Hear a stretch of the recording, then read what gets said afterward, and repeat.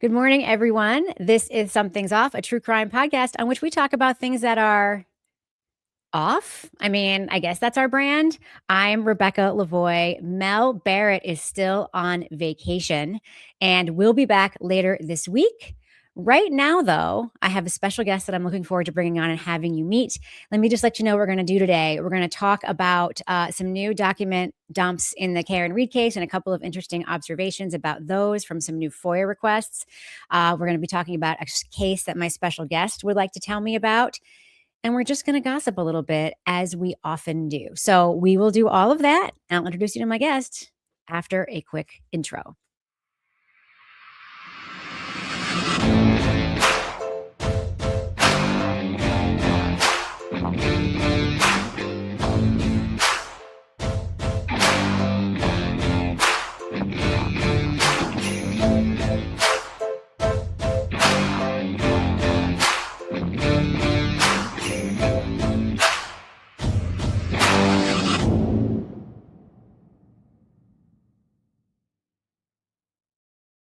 Hiya, it's just me again. Mel is still in Scotland. She will be back later this week. She'll be back on Thursday, but the schedule for Thursday is a little bit TBD because there is a huge hearing for Aidan Carney on Thursday in Suffolk Superior Court around his big motion to dismiss in his criminal cases. So we're going to sort of work our schedule potentially around that, or we might just stream when we stream and then talk about that later. We'll figure it out when I talk to Mel again, but she's having a great time. And she really appreciates you all continuing to watch the stream when she's not here. She's egoless about it. I have a couple of thanks. I want to thank, sorry, I have it right here. I want to thank Carrie Lynn. Carrie Lynn, you know what you did. You sent me the waffle maker from my Amazon wish list, and I was not expecting that. My Amazon wish list is sort of half joke, half real. And of course, I always hope that Mackenzie Bezos is watching and will send me a MacBook Pro. But Carrie, I will be using that waffle maker this weekend, and I will be taking video, and I will be bringing waffles on future editions of this show. So thank you so much. You can check out me and Mel's Amazon wish list on our page. You can send us a tip via Venmo or Cash App, but mostly, please like this video as you're watching it. Subscribe to this channel if you're not subscribed, and consider becoming a member. Tonight, we have a members only stream with a friend of mine who's also a fan of the things I make. Her name's Bethany. She's a civil attorney, and she's going to give us her take on all the various civil cases. That's tonight at 5 Eastern Standard Time. We're going to do a stream about that. And then Wednesday morning, we're going to have a special guest on the show at 9 a.m. Eastern Standard Time, somebody who is in the chat right now, Miss Emily C., Queen of FOIAs and queen of stirring up the dumbest controversies on Twitter that are not her fault at all. It's just dumb people saying dumb stuff, and she handles it so beautifully. So she will be on the show on Wednesday at 9. I think that's all my business. Like, subscribe, donate if you want, Amazon lists, and become a member. If you become a member, of course, you get all those special members only screens. So I'm going to bring in my special guest right now and introduce you to her. I love her so much. Sarah Carradine. Hello. Good morning. Good morning, everybody. I can't see you, but I can feel you. Can I say that? Can you see all the comments? You figured out how to do that? You can see them. You pop them up. My notes are covering my face, which I like. That's okay. If you just click comments, you can occasionally look. I'll be looking over there for you. Someone's super excited. Yes. Oh, hello, Remoto 1977. Is that your year of birth? What a baby. People know who you are, Sarah. Oh, good morning. Good morning. Good morning, Emily C. But for those who don't know who you are you? How do we know each other? And why are you qualified to be on this program? Oh God, I'm completely unqualified to be on the show. Let's just get started in that fashion. Mel Barrett is in the place of one set of my ancestors, which is great. So I'm Danish and Scottish. I'm not going that far back though. Really? Yeah. So do you know Broken Bear? He's Danish. Oh, I loved listening to Broken Bear. He was my people. I don't know him, but he can DM me if he wants to at Sarah Carradine at Crime Scene Pod. So that's why I am on here because I didn't start a podcast. I was with my wonderful co-host, Murray Forth. Shout out, Murray. We were given a show. We pitched for a show and worked really fucking hard. But, it's nice when you say, we were given a show on the RHAP network by fooling them into thinking that true crime is reality TV. It's Oh, not, yes, you know. it is. It is, though. So it is. So RHAP It's does real, and reality it's TV. TV sometimes, so sure. Yeah. So we've been going for 4 years. We went independent just over a year ago, and we haven't looked back, actually. It's great. We swear a lot more now. So it means when you Yes. come on, I don't have to, You don't have to remind me to stop give the saying the F word and well, using my swear jar. I just put the explicit warning on, but I don't Yeah, now. yeah. That's Sarah is great. a gem. Oh, E. Moran, thank you very much. And then I was a baby podcaster, I guess, in 2020, and I was working on making this show, and I felt like I had 2 podcasting godmothers, and you're one of them. And Sarah D. Bunting, I'm wearing her allegedly T-shirt, I love is her. the other. Love her. And I thought, I'm a grown-up. I can just email them. Just send word into the void and say, do you want to come on my show? Sarah was on our first episode and you were on our 10th. So we've had a long relationship now. Wow, and I'm famous for once standing you up because you were recording. So in case you can't tell, Sarah Francis Kevin, who stood these us up United 3 States of America. times. I've stood you up many times. Sarah does not live in these United States of America. So I personally, other people don't have this problem. I personally have a hard time doing calendar stuff or stuff that's in different countries and time zones. But then by the way, I've changed my life. I've gotten myself a smartwatch that sends me it buzzes my physical body when I'm not doing something I'm supposed to be doing. So that's never going to happen again when we schedule. I'm never going to forget. 15-minute alert, and 15 minutes before I'll be like, Dzz. And then if in my pajamas, I'll just quickly change and meet you down in the studio. So it won't be an issue ever again, ever. Yeah. I love your show. Your show is similar to my show, Crime Writers On, that we talk about the media around crime. Do you get a lot of shit for not actually talking about the cases as much as you should? Because we do. We don't. Our listenership is small but mighty. We've just started doing lives, and so we record audio only, and we are doing lives, but they still go out audio only. Nice. So that's been very interesting to have a few people and talk to them. So when I listen to your show, I think, oh, I know about that. You talk, you look, you see, you talk. Yes. It's great. I love it. Yes. It's not strange that our show is like your show because we copied it basically. Oh, I don't care. I think the more shows like my show, by the way, is also small and mighty. It used to be, I think that when podcast age, they sort of naturally, especially audio, they sort of naturally get smaller because the audio discovery algorithm is very different than video algorithm. This is one of the things I've learned to love about YouTube. So this is obviously my first YouTube project, but is that when you connect with the right audience, that you're easier to find. You never get pushed down.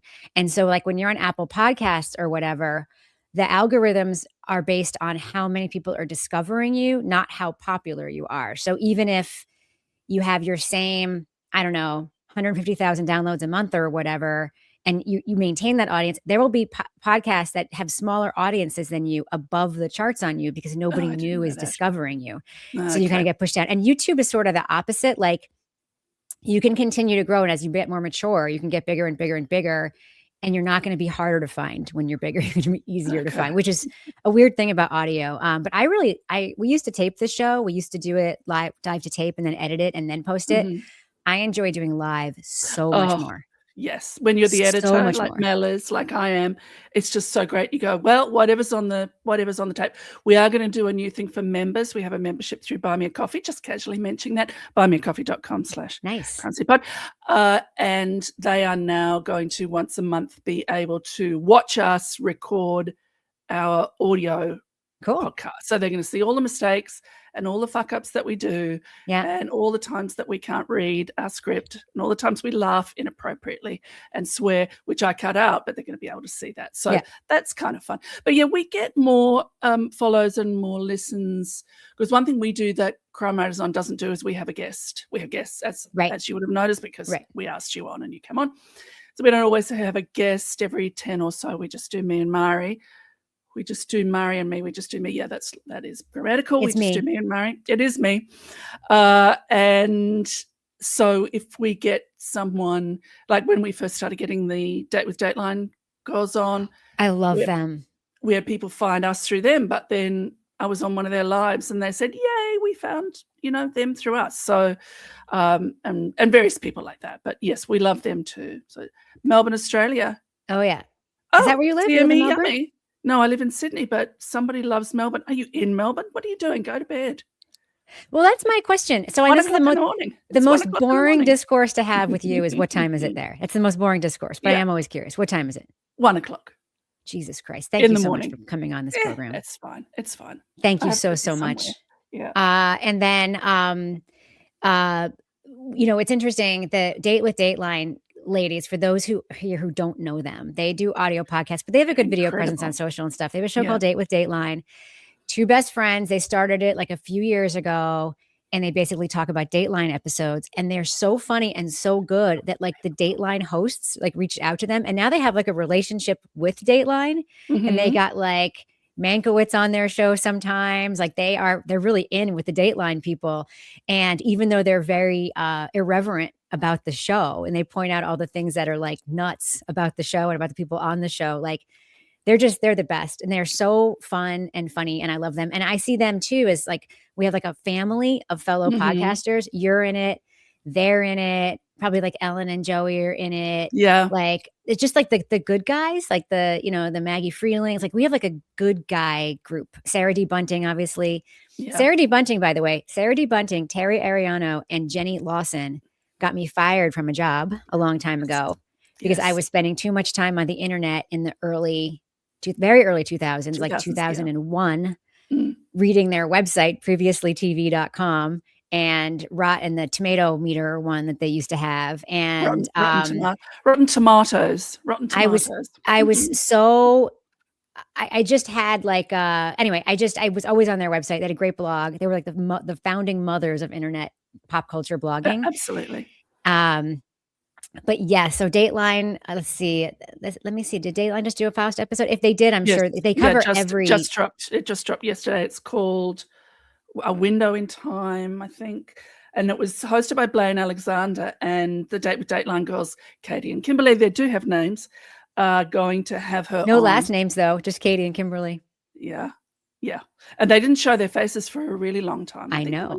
But they've been going for like 7 or so years. It's been a really long time. It's been a really long time. But they're super cool if you want to check them out. You don't have to watch Dateline. You just listen to them.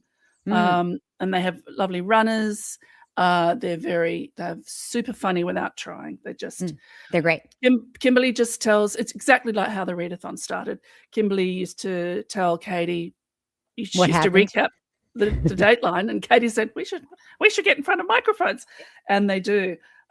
Yes, sorry, I'm looking now, but it's something like A Window in Time or something like that.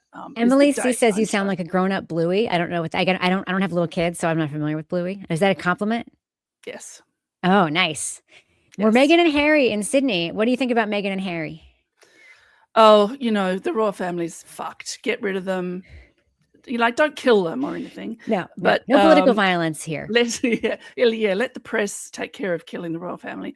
But the money and the waste and the ridiculousness of having kings and queens and princesses, it's stupid. And it makes us an adolescent country because we are still in the Commonwealth, with Canada and various other people. And the Queen was still our head of state when she was alive. And my feeling was that once she died, that the push for it to be a republic would fire up, and it hasn't. So old Horseface is in charge of us. Yeah, old Horseface. Is that a common nickname for Charles in Australia? No, I just said it. All right. Yeah. Okay. Yeah. So Australians in true crime. Yes. By the way, if anyone has noticed, I have a new banner here that has the podcast branding on it. I've taken my cue from all of the people who are better than us at doing this. And as long as I'm going to be broadcasting from my living room, which I will be for the foreseeable future because my studio computer downstairs does not have the cooling capacity to deal with StreamYard. I'm like, I may as well get some branding. So if you guys like it, let me know. But Australians in True Crime, a long time ago, I noticed that Crime Writers On had a big following. It's like United States, Canada, Australia is number 3 country, and then like UK, and then but Australians love true crime, right? Yes, we do. Why? Yeah. Well, some would say because we started as criminals. That's right. You started as a prison colony. Yes, we started as a prison colony. Unless you're in South Australia, where you proudly say, "No, free settlers." We say, "Yeah, okay, all right, whatever." Yes, there was an invasion a couple of 100 years ago, and somebody set foot on the land and said, "Oh, there's no one here. Terra nullius." Yes. There's no one, and it's an empty land as far as the eye can see. And we claim this for the crown. And they sent prisoners here because you didn't have to lock them up, because there's nowhere to go. Go into the ocean, go into the bush. A lot of people did go into the bush, and either died because they couldn't figure out how to find food. There's plenty. Or because of the weird ass giant insects you have there. They won't get you. We all cling to the edge. Or the traditional owners, the Aboriginal people, would take care of them and say, come in. As I don't blame them for doing. I mean, at all. Yeah. I mean, it's so funny. We're talking about this.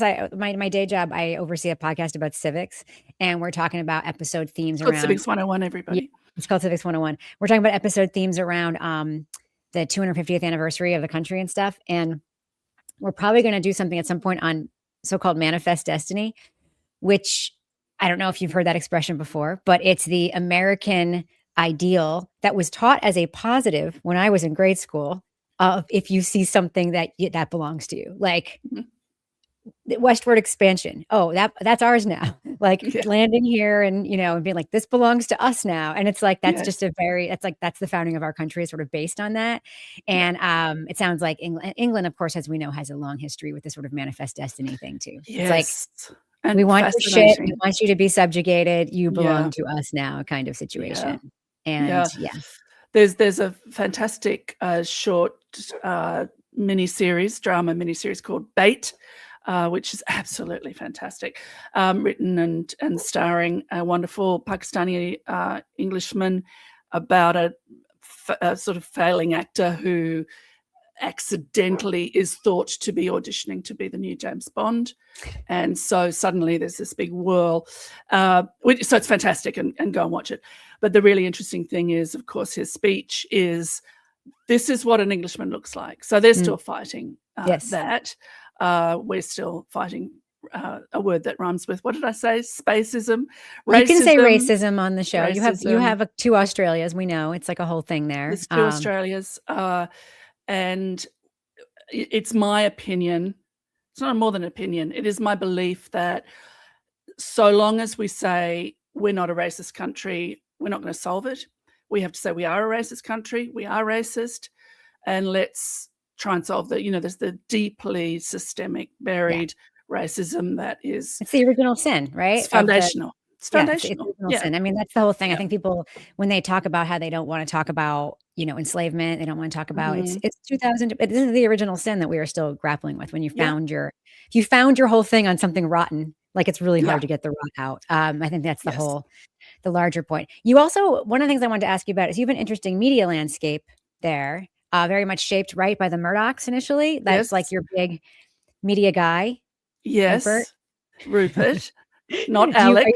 Rupert. You proud that you gave us that guy who's like completely shaped the entire landscape? I mean, the reason why you can trace the world's relationship with the quote mainstream media to that guy.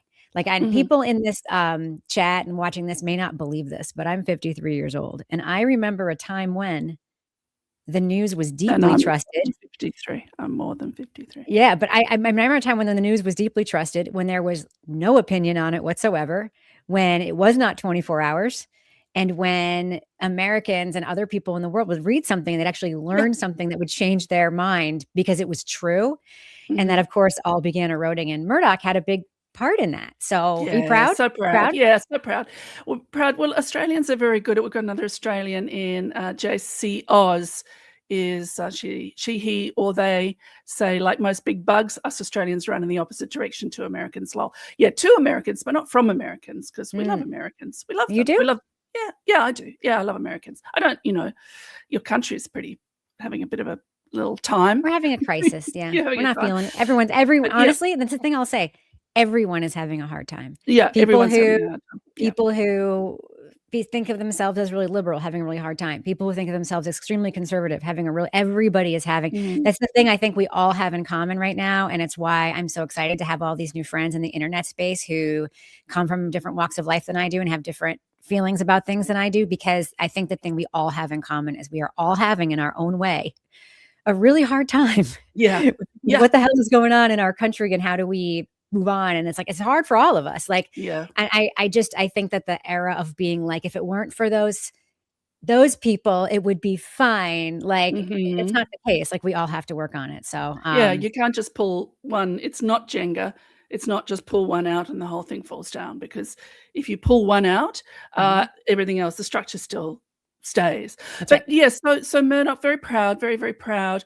Australians have a very long history of what the English call blagging.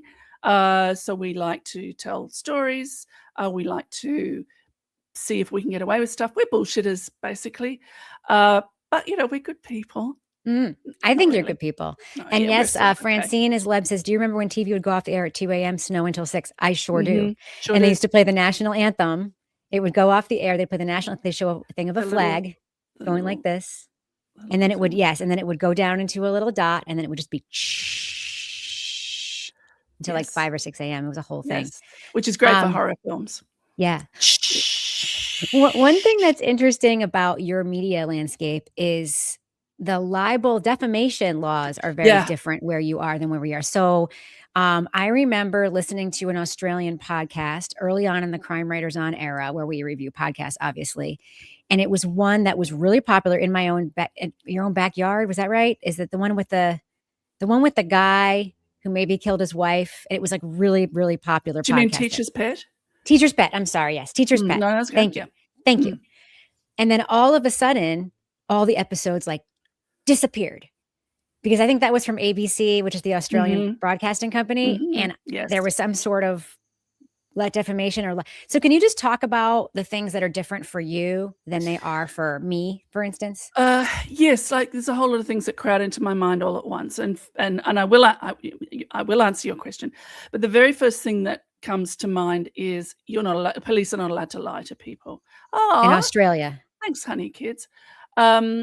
The police in Australia and in England, in fact, are not allowed to lie. Yeah, I know that. That's the way it should be. And you are, which like to me is forever shocking. It is a shocking aspect of the United States criminal legal system, is that the police can lie to you and say, we have video of you doing it. Yeah, we have your DNA. Your friend just told us you did it. One of the great things, and were you on with us? Victim Suspect. Anyway, everybody that hasn't seen Victim Suspect, so good. Go and watch that. But in that case, they told a victim a lie, which is, we've got video of the alley and it didn't happen. And much later, of course, she goes and there's no camera, there's no video.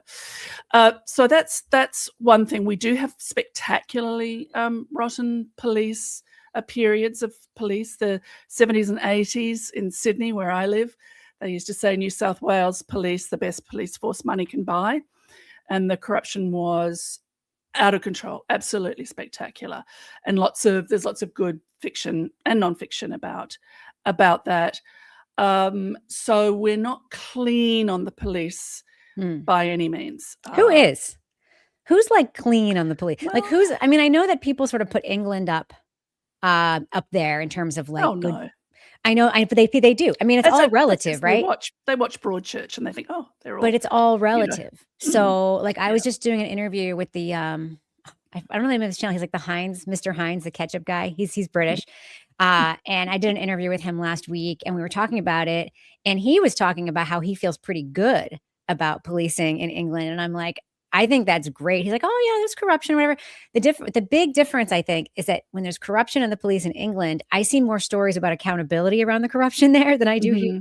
Like when there's corruption here, it's just like, oh, he retired to spend more time with his family. And Yeah. now we're going to Yeah. name a building after him, even though we all know he did this horrible thing. Like Oh, yeah. cops can get arrested there in a way that I think that they don't get arrested here. Yes, and go to jail and have a pretty hard time. Yes, we just did a documentary where someone did not investigate it was the worst ex ever. I don't know why I'm being coy. And a woman was sexually assaulted by this man, and we have the video of the police detective talking to the man who ended up killing 2 people and was only just the Deadpool killer. And he's going, look, I'm supposed to be on the victim's side. Look, I'm on the victim's side as a police officer, detective. Look, I'm on the victim's side, okay? But I mean, you didn't do that, did you? And the Deadpool killer, as he turns out to be, is going, no, I didn't. Yeah, I didn't think you did. So that guy, once the perpetrator was arrested and charged and in jail, he was suspended for 2 weeks. Sounds about Canton to me.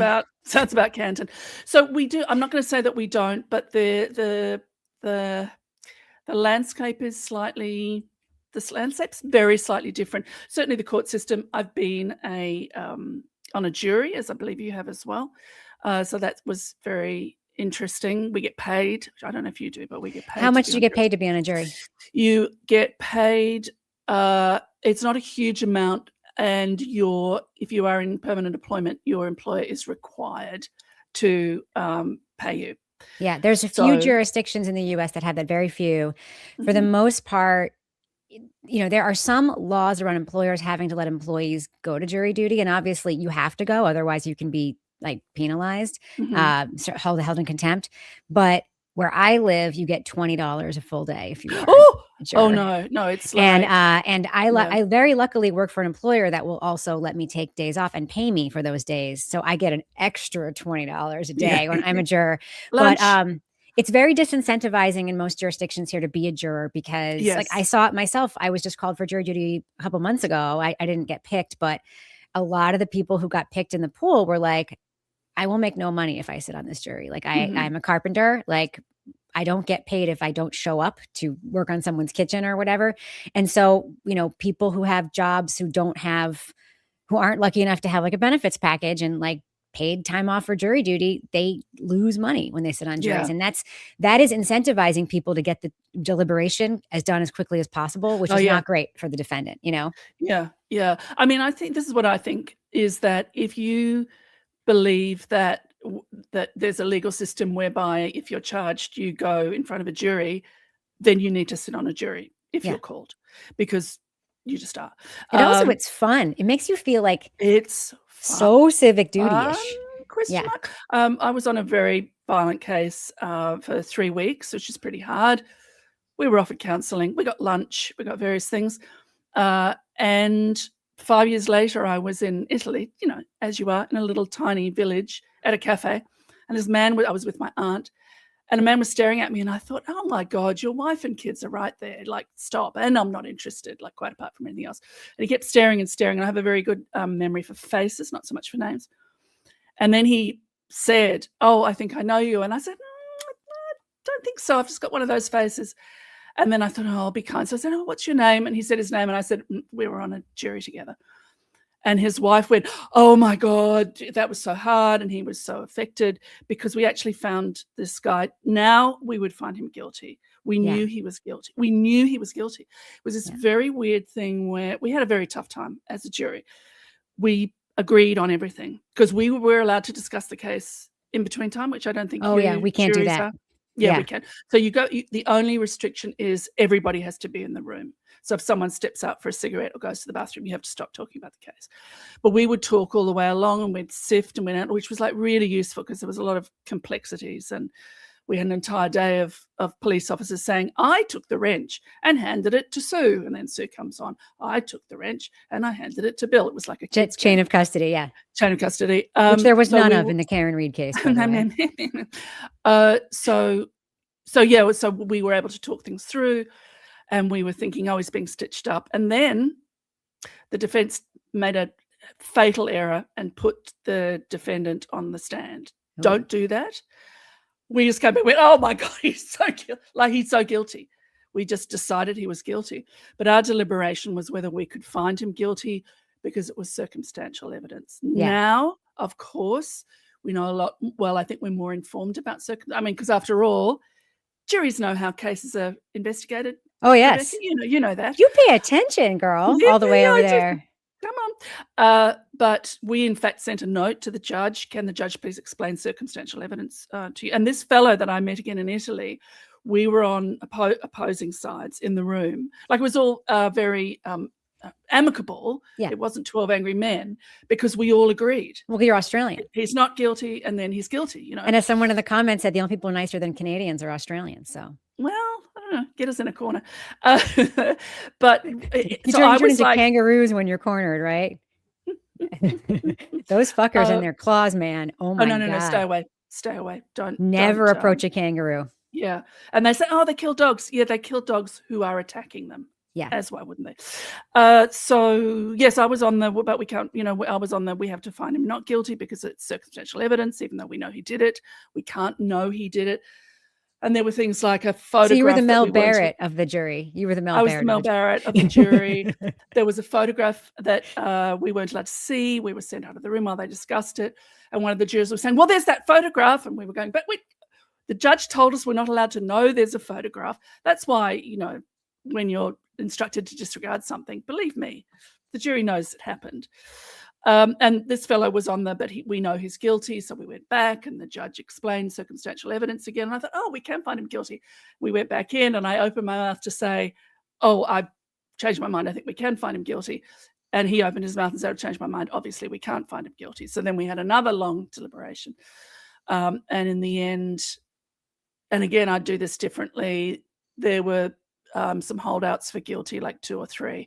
And the judge sent a note, are you going to finish today or are we coming back tomorrow? And this was the only thing people went, oh, okay, not guilty. Because they didn't want to come back again. That's so unfortunate, right? It's really unfortunate. But that's real. I mean, that's also people give false confessions because they're told they can go home if they just do it. Because people do not like to be confined for long periods of time. Were you sequestered when you were in that jury? We weren't sequestered, but of course we were instructed not to discuss it. But do you know what was on that photograph? Because the clerk told us, our man that looked after us told us all sorts of things. Oh, no. First of all, a photograph of him driving the getaway car. Oh, Jesus fucking Christ. So when we were told, we exploded into fury. We also found out that, because he'd said the guy had, but rather naughtily said, oh, there's some things I'll tell you when you've finished. He was in jail for another instance of the same crime, for 2, and he had another one coming up. It was an armed robbery. So we were comforted by the fact that he was in jail. And his girlfriend was there apparently, and every time we left the room, she took her top off. And I mean, it was just like, but the thing was, we weren't fooled, so we didn't feel like he'd fooled us because we knew. Yeah.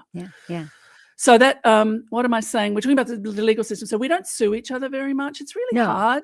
We do. It's really hard. And we're into it. Kevin's suing someone right now. We're super into it. I know. It's so good. But it's not something that, it's not a pastime that we indulge in, Yeah. So it's sort of like people have probably, it sounds like there's like a bigger sense of like personal responsibility if you're not suing people all the time.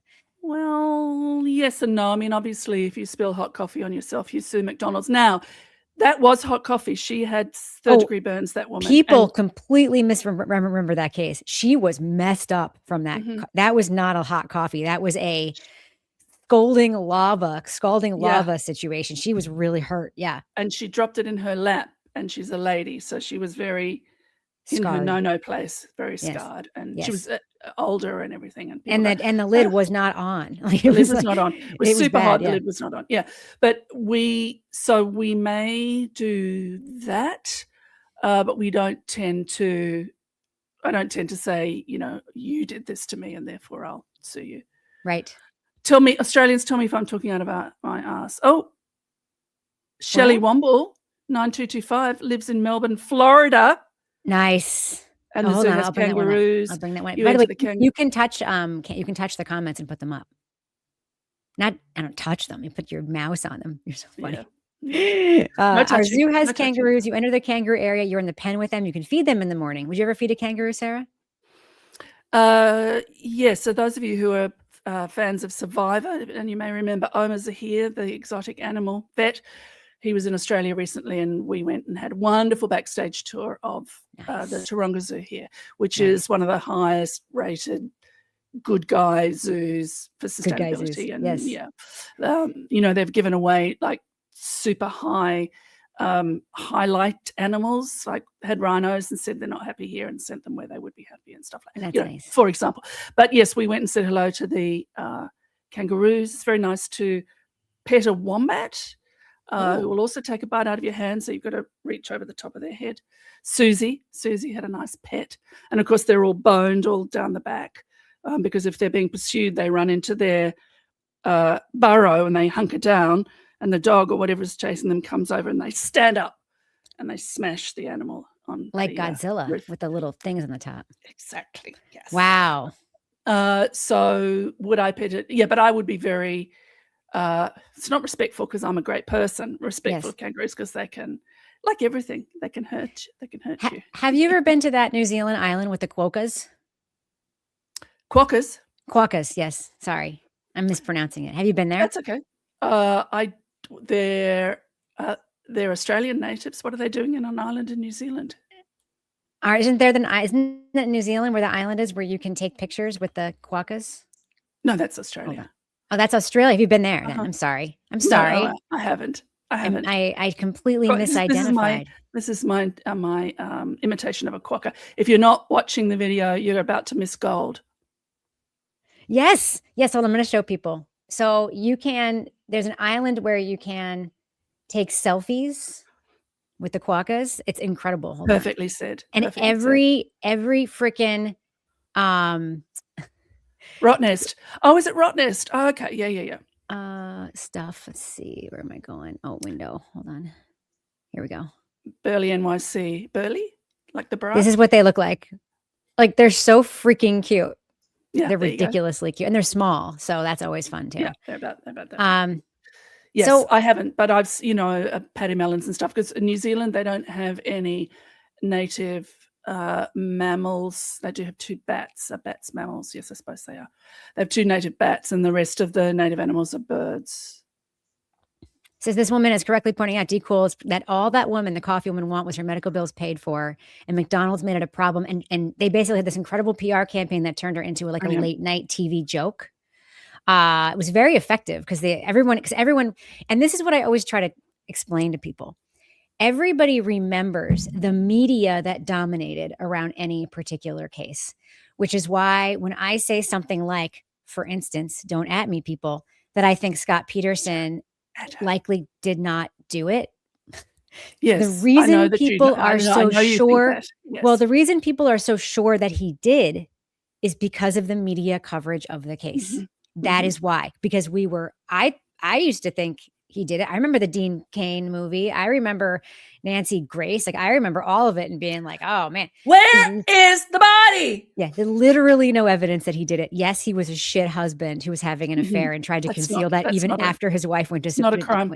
That's unfortunately a crime. But yeah, so even if I don't think he got a fair trial for sure. And I lean toward him not having done it, but that's a very controversial opinion here because everybody remembers the media around it. Mm-hmm. And the media is not the facts of the case. So, and you can, by the way, you can also be swayed by the media in the other direction to think someone like Corey Richins is a great example. I think Mel was very influenced by media about Corey Richins' potential innocence or her being found not guilty. I didn't know about any of the media around it. I just watched the trial and I was like, Mel, I totally think she did it. Like, like, I mean, look at the financial stuff. Like the motive was like unbelievably rich. So, So I think, also just the other day on listening to a true crime podcast, I heard one of the hosts who I really very much admire, so I'm not going to name them, just in passing go, and like Michael Peterson, I mean, 2 wives. That first woman at the bottom of the stairs was not a wife. She was a neighbor. But so many people just have decided that he had 2 wives at the bottom of the stairs. That's right. Which makes a more dramatic story. I don't know how the owl got to Germany, but the owl's very vindictive because the owl did it. Everybody. Well, there's a whole thing about, so for those who don't know, Michael Peterson not Scott Peterson, different guy, Michael Peterson. Don't be married to a Peterson, because there's another one. Don't be exactly. There's like so many Petersons who kill people or who allegedly killed people. So there's an incredible true crime documentary. It's quite old. It came out like in the mid 2000 teens, called The Staircase. It's like Incredible. 12 parts. It is foundational. It actually, like, in some ways people say like Paradise Lost or whatever created the truth. No, I'm like, The Staircase is incredible because you're embedded with this rich guy, Michael Peterson, and his legal team in his house as they plan it out. But they also have interviews with prosecutors. They have everything. And at the end, Drew Peterson, yes. At the end of every episode, you think Michael Peterson, oh, he didn't do it. And then the next episode, you're like, oh, I think he did it. And the next episode, you're like, no way did he do it. And it's incredible because they actually discover a piece of evidence that the prosecution is trying to use against him, but they discover it like in Michael Peterson's garage while they're making the documentary. Like, all these incredible things happen. And in the first season of The Staircase, the owl theory isn't even in it. Like, that happened from some Audubon Society person. But the first woman who died fell down the stairs after having a brain aneurysm. So they said in Germany, right? But falling down the stairs is honestly one of the most like common in-home deaths that ever occur. And Kathleen Peterson, Michael Peterson's wife who did die, did not fall down the stairs. She was going up the stairs when she died. So there was no fall. Nobody pushed her. It was like, the prosecution's theory wasn't that she was pushed. The prosecution's theory, maybe they said that, but it was that he hit her on the head with that blow poke. Even though there are owl feathers in the cuts on her head. So I think the owl theory, I don't think it's kooky. There are owls in my neighborhood, as you know, that have attacked people, barred owls. They are very big and they love to hunt in the early morning and in dusk. And then they hit you on the head. They can cause these scalp lacerations. And if you get a big one, hits you hard enough, you could get concussed and a scalp laceration, and scalps bleed. So yeah. Anyway. And they'd been drinking and he was miles away and didn't hear. I mean, the very first time before I even heard about the Michael Peterson case, I listened to a podcast of a man who'd been walking through a forest and alone and felt like someone had punched him in the head, and it was an owl. Yeah. I actually heard this whole podcast about it, and other people who say they're wearing a cap and suddenly they're not wearing a cap. And like, what happened? Because owls have what they call silent flight. Their wings don't make any noise. If they fly over the top of you, they don't make any noise. Yeah. But this is like the things that we know. And we know that Michael Peterson had 2 wives who fell down the stairs. He didn't. Where they were found. Yeah, we don't know that. Honestly, his neighbor, he burden is not the right word, but it's not like it advantaged him for her to die, because he took on her 2 daughters. Right. And he and his first wife were not plotting to steal those kids from those people. Like, that's not what happened. They were just good friends and they took on the 2 daughters. And yeah, it's wild. The other thing that people say, well, we know that he was secretly gay and having relationships behind his wife's back. Not a crime. And I know what's his name? You do? Big soldier boy. Yeah. The Cato Kalin of the Michael Peterson case, you know him? Cato Kalin of the Michael Peterson case was a podcaster on the RHAP network. I loved him. I loved that guy in the documentary. The reason why I think he gave the most compelling evidence that Michael Peterson didn't do it on the stand, because his evidence, what his testimony was, when he would get together with Michael Peterson for sex, all Michael Peterson would talk about was how much he loved his wife. Now that's interesting, because they never got together. I'm sorry. They just messaged. Sorry, they arranged to meet. Yes, sorry. I'm sorry. See, that's me remembering it wrong. Yeah, no. So Brad, as he was called, his name is actually so close to Brad. I don't know why he had a fake name. Brad, I don't know why I'm being coy, but it's not my story to tell. Brad went to the meeting place and Michael didn't come. Right. So, right. Yeah, but people remember them having sex. Right. So you're right. I'm remembering it wrong. Never met him, but they had a lot of, backwards and forwards, as you do before you arrange to meet, or as you should do. And he talked constantly about his wife. He talked constantly about his wife. And as somebody who was planning on killing their wife because he secretly wanted to be with men, would that person be telling a man that he might have sex with later, I just really don't want my wife because I love my wife so much. Like, that's just a weird, but I thought he was wonderful. Someone says here, Michael had stolen valor. Yes, I believe he did exaggerate his military career. Yes, not great. Nerd. Not great, but it doesn't mean he did a murder. Yeah.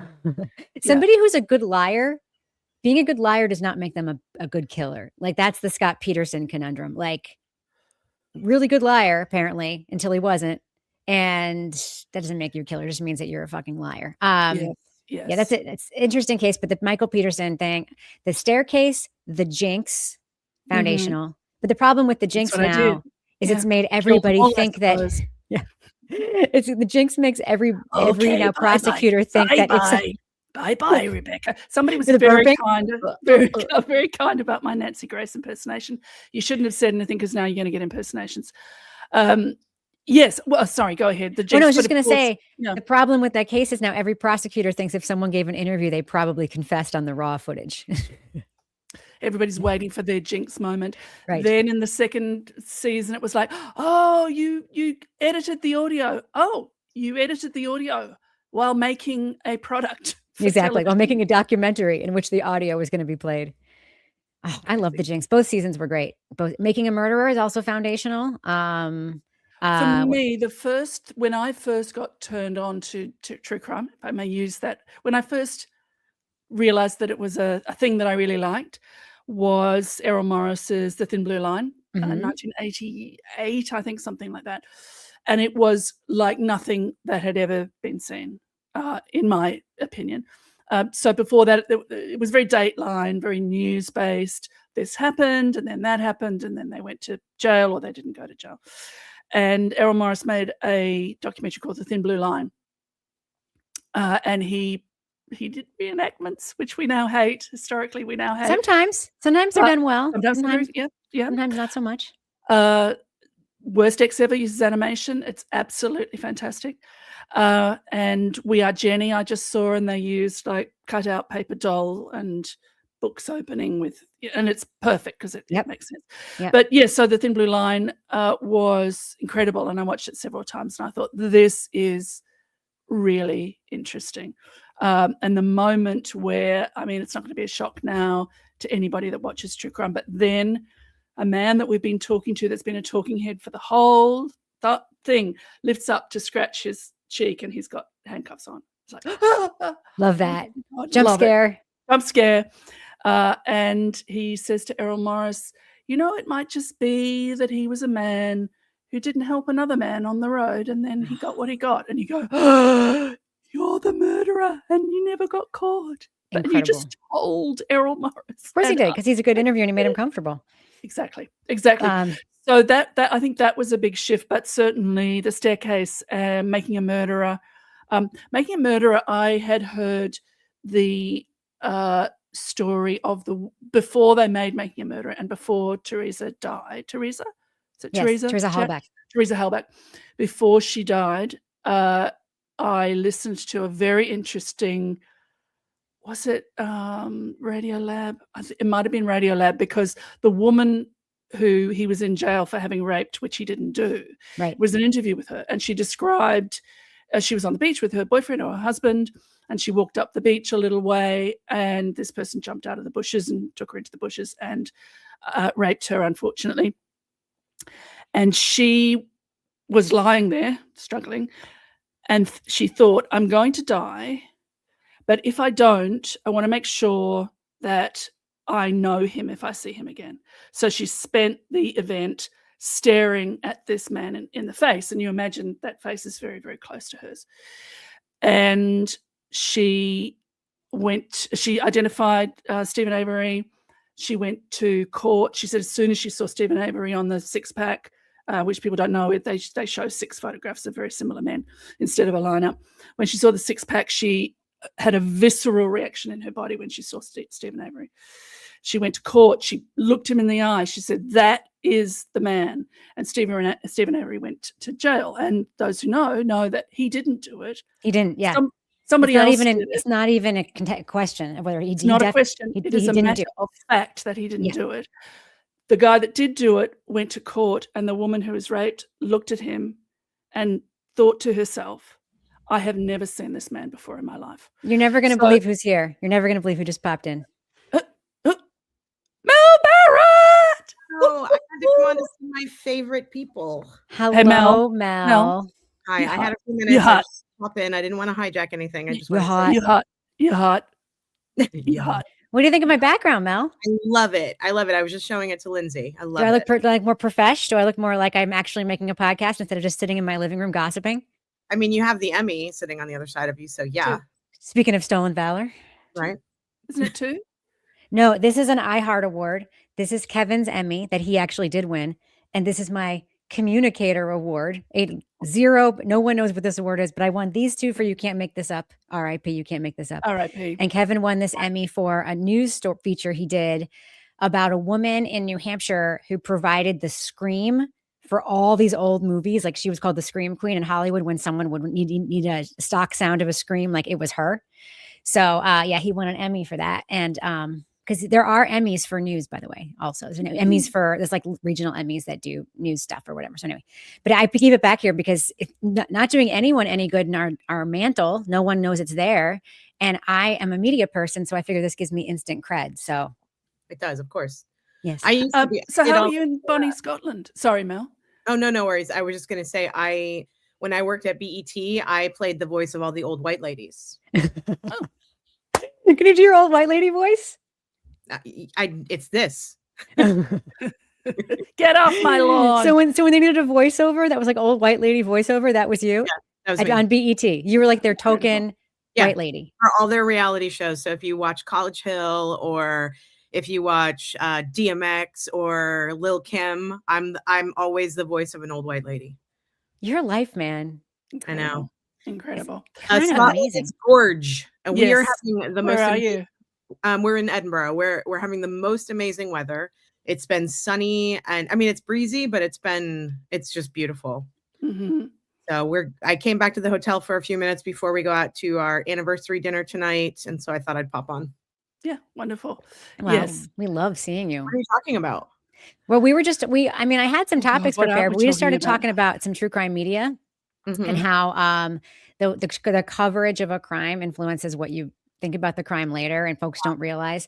And I talked about you a little bit. I said, we talked about Corey Richins, and I said, I think that you were a little bit influenced by some of the in media you had seen around the crime and people saying that there wasn't enough evidence to convict. And I hadn't seen any media around the crime. So when I was watching the trial, I was like, I think she did it. I would convict her. She probably did it, but I don't know if there was enough to convict her. That's all. I love that we have differing viewpoints on that. Have you had, someone wants to know if you've had haggis. Is that a thing that you would eat? No, we have been holding off on it. Yeah. We're like, we probably have to eat it before we leave.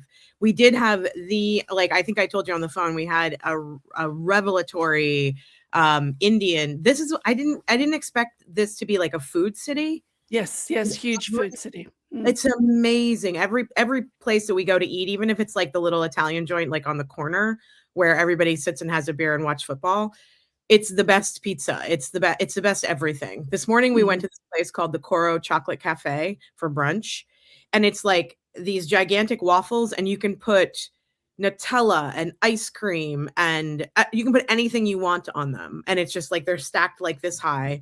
And it was just amazing. So yeah, we're having a great time. Food's amazing. Deep fried Mars bar. Have you had a deep fried Mars bar yet?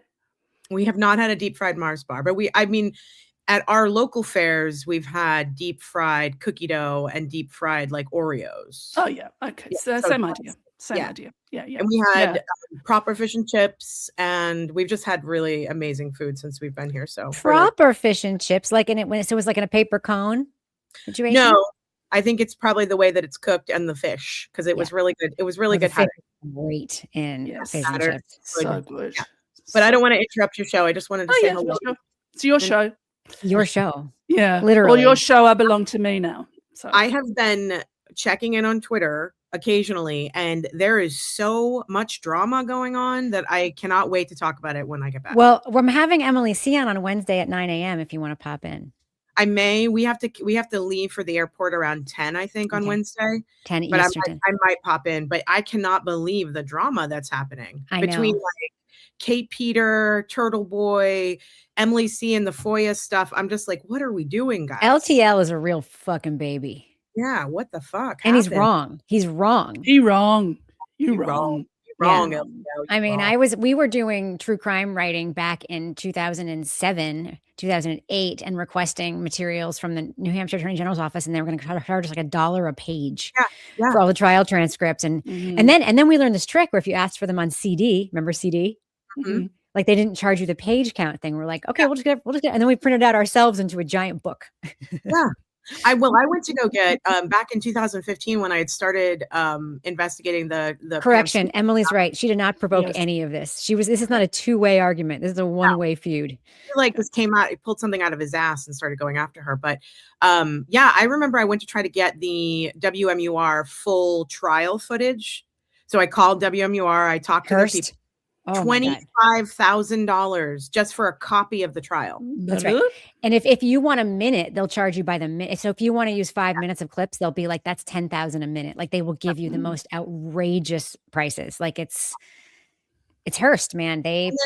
I just saw Will, the Glarers, in the chat. Something's going on with him too. Somebody's What's coming going after on with Claire. Who's I don't going know. after? Will.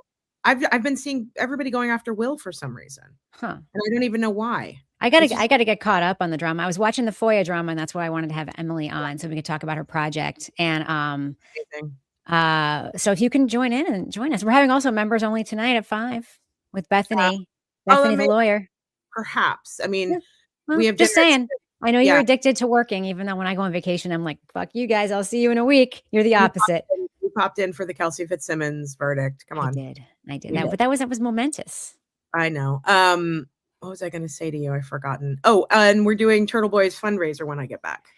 Yes, I'm going to be on the same program as my future husband, David Yannetti, but we're not going to be on at the same time. I saw you had pictures with, where did you run into Payne Lindsay?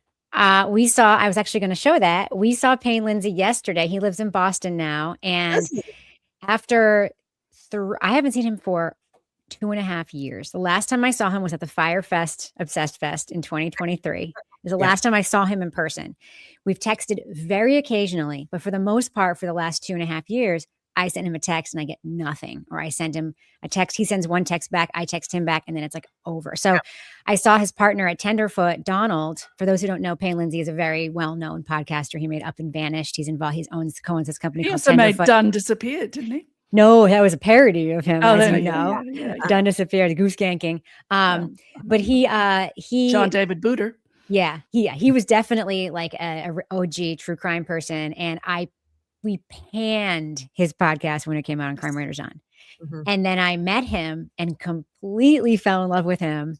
And I continued to pan some of his work, but I was like, hate the work, love the man. And I have to say, I have I've come to respect the work more over time. I'd probably handle those reviews differently now, because I realize now like how much he did to advance the genre and he actually influenced the investigation.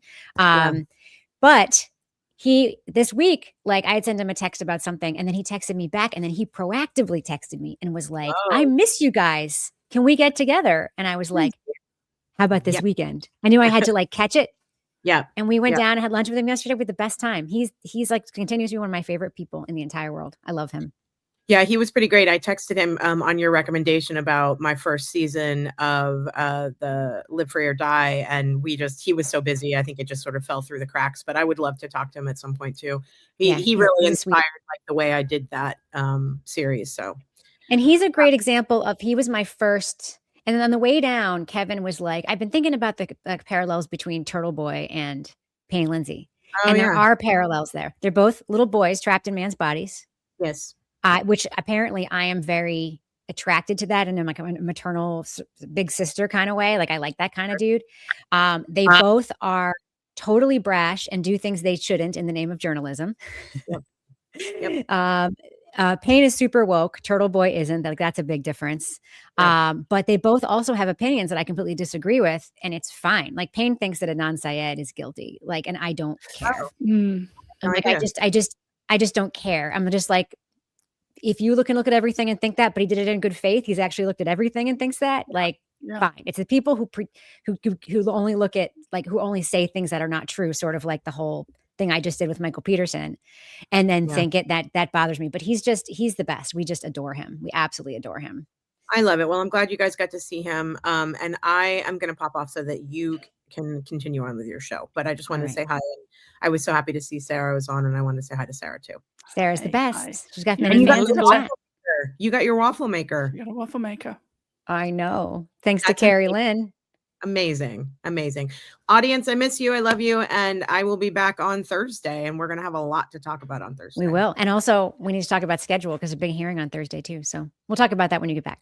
Okay. All right. Love ya. Love ya. Bye. Bye.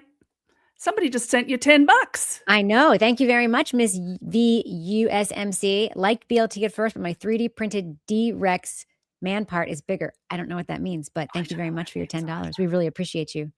So what were we talking about when Mel popped on? We were talking about Making a Murderer. Yeah. Yeah. So, and I think I finished the story, but basically the radio, I'm pretty sure it was Radiolab. The Radiolab story was about eyewitness and how, so it was, the crux of it was she stared this man in the face as he raped her. She fingered, and she was white and they're white. So it's usually cross-racial. That's a bit tricky. And she stared the man in the face. She saw Stephen Avery and said, that is him. And then when she eventually saw the man who had raped her, there was nothing in her mind. She said, I literally have never seen this man before in my life. In terms of that being her feeling, she wasn't saying he didn't do it, because he did do it. We know that because he's adjudged and in jail and he was found guilty. And therefore, under the American system, he is guilty. Right. So we were talking about like foundational properties, I suppose, as I call them. Sarah D. Bunting uses that word, and it's a word that I use as well because I like it. Property meaning a thing like a book or a podcast or whatever. Yes, I'm a bit jealous of you on Crime Writers On, because you talk about podcasts. We don't talk about podcasts. We might do it in our recommendation section. There he is, Look the man, the myth, the legend. Yes. Made John one of the David best bad podcasts of all time. Helped solve the murder, and is honestly such a sweetie. He's such a freaking sweetie. There we are yesterday in his swanky Boston apartment. Or is he very tall? He's tall, and I'm only 5'3". Oh, okay. I'm not Mel's as short as even Mel. shorter. Mel Yeah, is minuscule. Mhm. Mel is like Not when Maggie she's got the hair. Freeling short. I know, but she's minuscule. Like even when she has, like, I'm looking down at her in a way that makes me feel very, very big. It's how I feel when I hold one of those tiny soda cans, you know? I love those tiny soda cans. I love them too, because you can drink a whole ass. I don't like diet soda except for Diet Dr. Pepper. I don't like, and Diet root beer. I don't like diet soda, but you can drink a whole ass can of Coke and not feel bad. It's only 100 calories. It's like in the tiny little can. Yeah, it is refreshing. So the interesting thing about Stephen Avery is, Yes. and the Making a Murder case is that I actually don't think he killed Teresa Hallback, but I could be swayed the other way if I saw evidence that was actually convincing, unlike the evidence in Making a Murder, which was literally like a key found in his bedroom that hadn't been there earlier. And like, the fact that they found the car in 2 seconds after, it's like, there's a lot there that's sus. The boyfriend and the friend found the car. Yeah. It also could be that he did it. And look, Caroline agrees with me. I think it was cousin. Yeah, me too. I think so too. And we know Brendan Dassey didn't do it, and he's been in prison forever. But we know he didn't do it. Oh my God, but the reason why I think Stephen Avery is probably innocent is not a good one. It does not make me sound like a good person. But can I tell you why I think he's? I wish you would. As we learn in Making a Murderer, he has an IQ of 80 or 85. Yeah, and he has been, if he's telling a lie, he has been telling the same lie in exactly the same way for a really long time. And he doesn't have, because when you see interviews with him, I think that his whole family has like lead poisoning from living in that junkyard. The whole family, like they're not super articulate. They clearly have like some issues with their brains that I think probably relate to living among a scrap pile of metal for their whole lives. But he is not a bright guy. He's not. And he's not like a bright guy who's pretending to not be a bright guy. Like he is not a bright guy. And I think there's a whole thing about being cunning and telling the same lie forever and pretending to be innocent that is very hard to pull off, even if you're very, very smart. And I think almost impossible to pull off if you're kind of dumb, which he is. Yeah. So yeah. Doesn't make me sound like a good person, but that's why I think he didn't do it. Yeah. I don't think Zelna did him any favors. I love her, but when she was squirting she's blood kind of around, kooky. She's kind of the a Janine kook. Pirro of defense lawyers. Like she's kind of a kook. You know who Janine Pirro is? Yes, I do. She's had an evolution. one side to the Well, other. she was in the Jinx. She was one of the prosecutors in the Jinx that tried to. Somebody said earlier that if you're a billionaire, you want to be tried for murder in Galveston. True. Robert Durst from the Jinx was seen dragging. He killed and dismembered this dude, and he is literally on camera dressed as a woman, dragging the guy's body out in a trash bag. Well, he was found guilty of that transportation of a corpse, but not of killing. So apparently he didn't kill the person. And he had rigged the jury by promising one of them a job, which we find out in the Jinx part 2, which is freaking wild. Yeah. Freaking wild. All right. Do you want to talk about some Karen Read stuff for a little bit? Yes, please. I do. And I had some sort of not thought experiments. I had some questions. I want to hear them. Well, first of all, one thing I want to address online that came from Online World is that there's this video of Turtle Boy's, who's that surfaced, where he was like, yes, she probably did hit him. She was drunk, but it was probably an accident. And now like the anti-Karen people are putting that little piece of video out as like proof that he is doing defamation because he clearly believes she did it. Now he said that before he had seen any of the filings and stuff. I just want to say for the record, I thought the same fucking thing when I first heard about the case. Yes. I was like, she didn't do murder, but she probably did hit him. And then inside, they probably had a big old pile of cocaine on the thing, which is why they didn't want to let anybody in the house. But that was before I had seen the trial. It was before I had seen the evidence. And as soon as I saw his body, pictures of his body, I was like, he was not hit by a car. He was, I mean, she didn't hit him with her car because John did not die from being hit by a car. Correct. So I think a lot of people who are very fervently free Karen Read, when they first heard about the case, think she probably did it and then changed their minds once they saw the evidence. But where do you land on it? Like in the spectrum of learning about the case, how did you learn about it and where do you land on it sort of generally?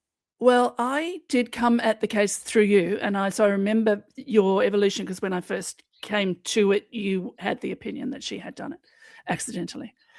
I mean, I'm just, I can't believe how, not only how badly they investigated in inverted commas, which they didn't do, but what I can't understand is why people can't understand that it's not a conspiracy of 50 people. Right. It's a conspiracy of a couple of people who know the facts and the people around them falling into line, saying something along the lines of, look, I'll back you, but please don't tell me anything, or I'm sure you're right, or believing that literally believing that she's guilty.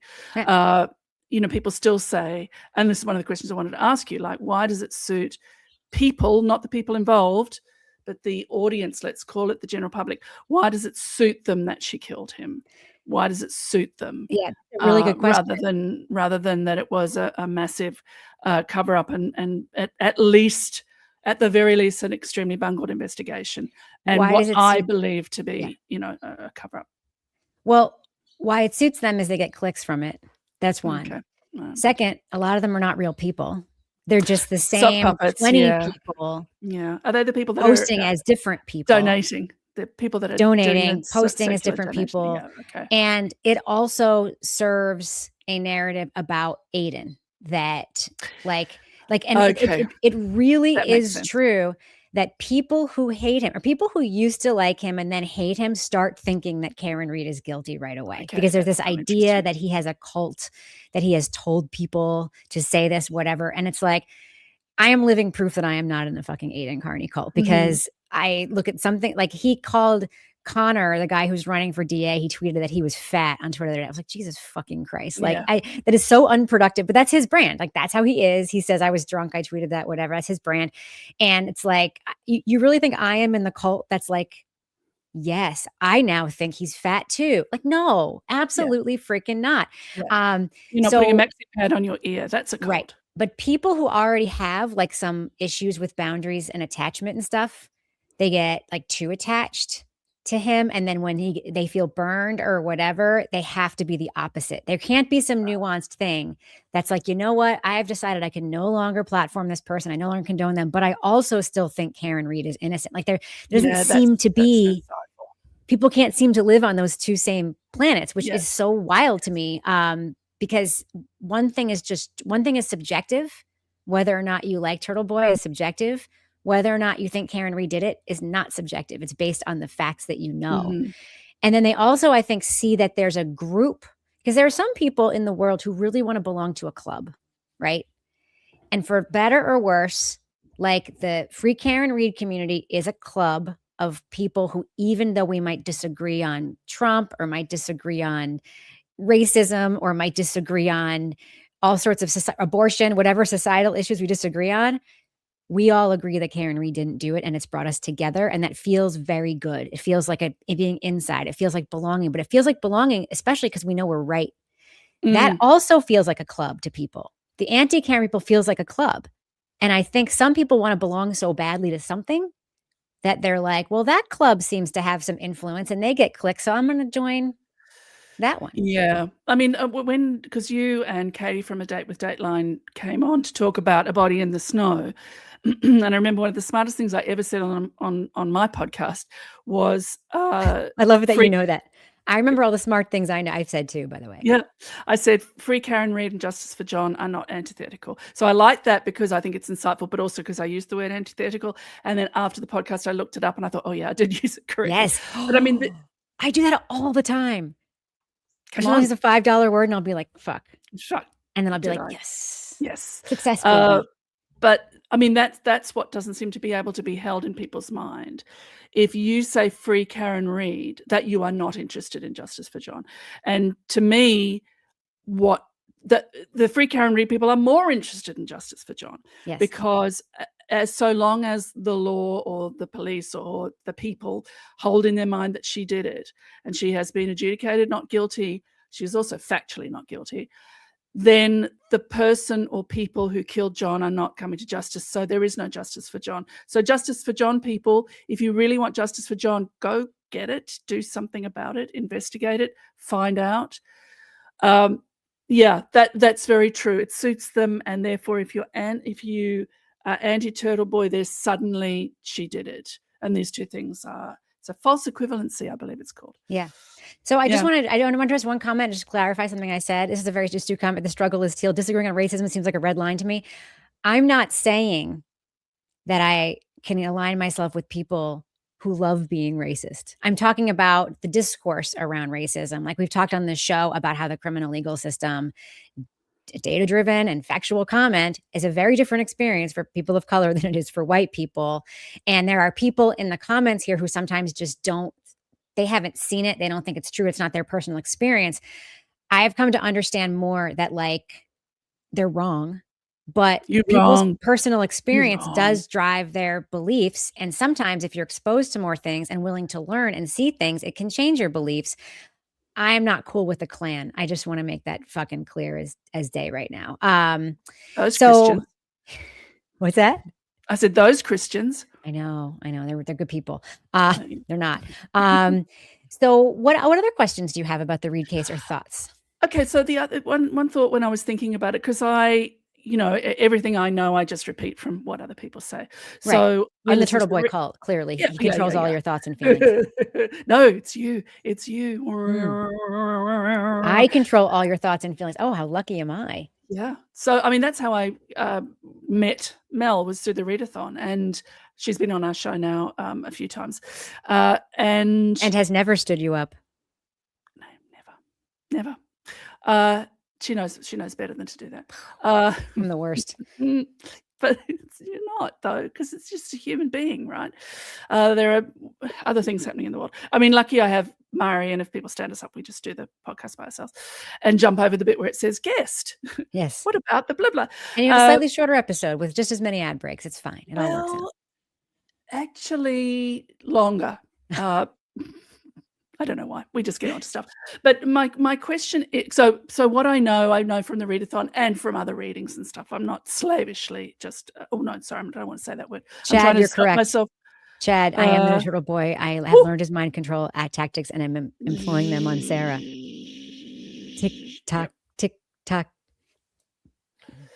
So I'm sorry, what were you saying?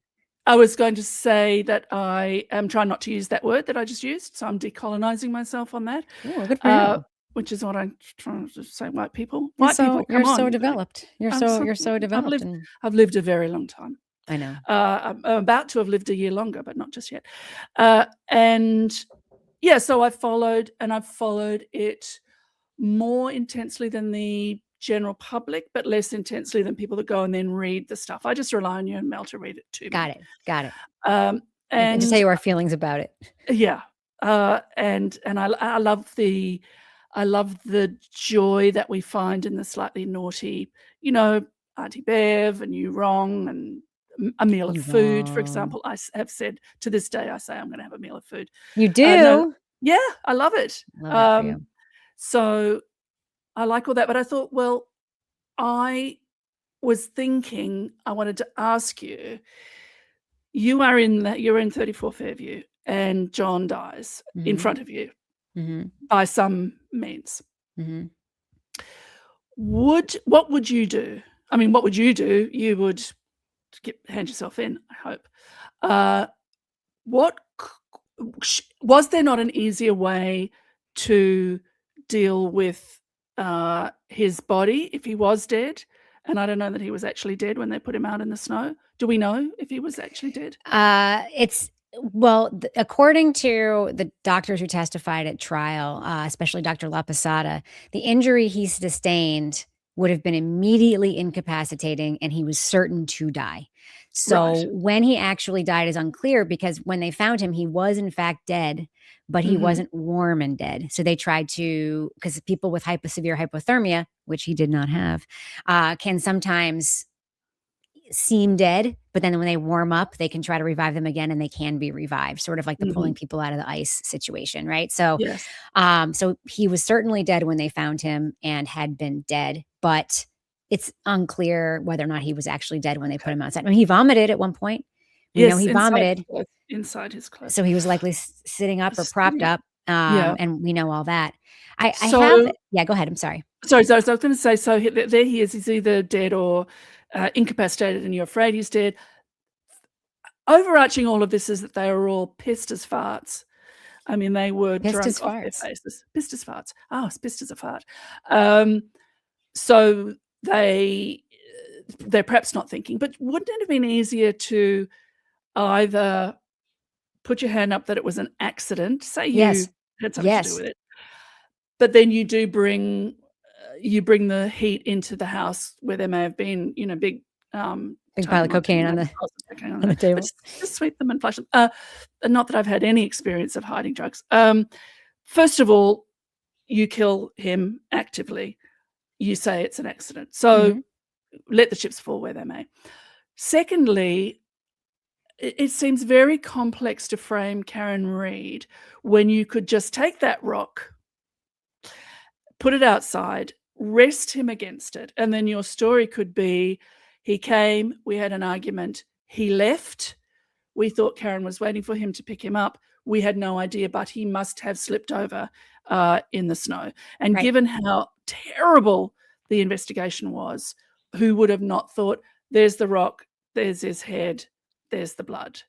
Like, would that not have been easier? Why did they leap straight to a fairly complicated framing that also involved more people than the two people and a dog who were actually, in my opinion, who were actually present, John being the third person? I have thought about this a lot and I do have an answer for you. Oh, great. Okay. So the three people who were most likely involved, if there are either Colin, Brian Higgins, and Brian Albert. I also still personally believe that Chris Albert may have been there, but we're going to take him off the board right now. All of these three people have something huge to lose, even by being associated with something that could be an accident, because he was punched in the face and then hit the back of the head, right? So Colin Albert's a kid who already has had scrapes with the law because he's a real punk. Brian Higgins, he's the Paul Murdoch of the gang. He is the Paul Murdoch of the gang. It's a very, very good comparison. Brian Higgins is an ATF agent and wants to be a stand-up guy, and Brian Albert is a Boston cop. So they all have something huge to lose by even saying, he came in, we tussled, it was an accident, because that could still be assault, that could still be manslaughter, could still be a lot of things if it doesn't fall their way. I don't think the plan was ever originally to frame Karen Read. I think the plan was to do something else with him, but then they found out Karen was looking for him at 5. And so they're like, okay, we can put him on the lawn and pretend a plow hit him. I think the Karen Read idea came after the cops were there at 6 and talked to everybody and gave the brief conversation with Alberts, because Jen called the cops again and asked them to come back to the house, 34 Fairview, at around 9. And that was when she first said that Karen said, "Could I have hit him?" I hit him. Yeah, yeah. So I think that they had a cleaner, dumber plan. And then when they saw the Karen opportunity, because she's probably still drunk in the morning when they're driving around or Definitely. whatever, Yes. she has a crack in her taillight. They see this opportunity. And then it's like, what if we say it was Karen? Because then it won't be on us at all. No one will look at us. See, the hit by a plow story is a much better story. We've got a few. That was the things. plan. Yes, I know The Rock didn't make an appearance to the second trial, but a Rock, they could have found a place where he could have hit his head is sort of what I meant, even though we know The Rock. Right. I don't think The Rock existed back then. No, I think someone made The Rock. There was no Rock. There was no Rock.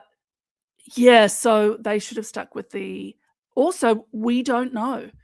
He was here. He came in. He was drunk. He was belligerent. We said, go back outside to your girlfriend. And that was the last we saw of him. Or he came into the house and accidentally went down to where the dog is. The dog attacked him and he fell and hit his head. But we didn't even know he was there. We didn't even know he was there. There's so many things that they could have done that they didn't do. Leave him at more stairs. Leave him at the bottom of the stairs. Make sure nobody goes down there. 7 o'clock in the morning. Go down to the basement to find something. Oh my God. There's a garage, right? Yep. The garage. Yeah. I think that their plan was much dumber to begin with. Yeah. But then they came up with this other plan that they thought would just take everyone's eyes off of them, period.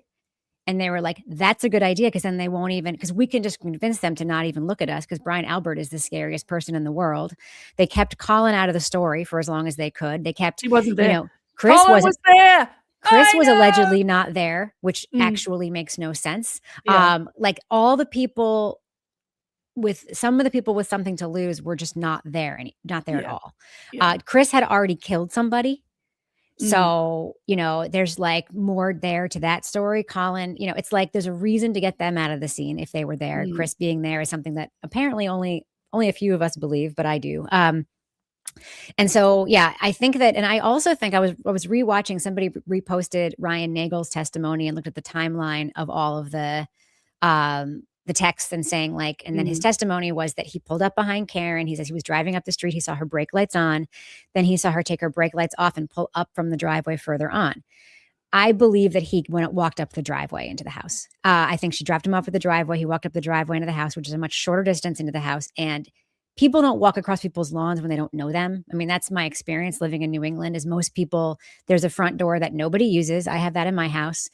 And walking across someone's lawn is more of like a familial thing. Like, how do they feel about you walking across their lawn? What is on the lawn? Like, you don't even know if there's like something there that you can walk across.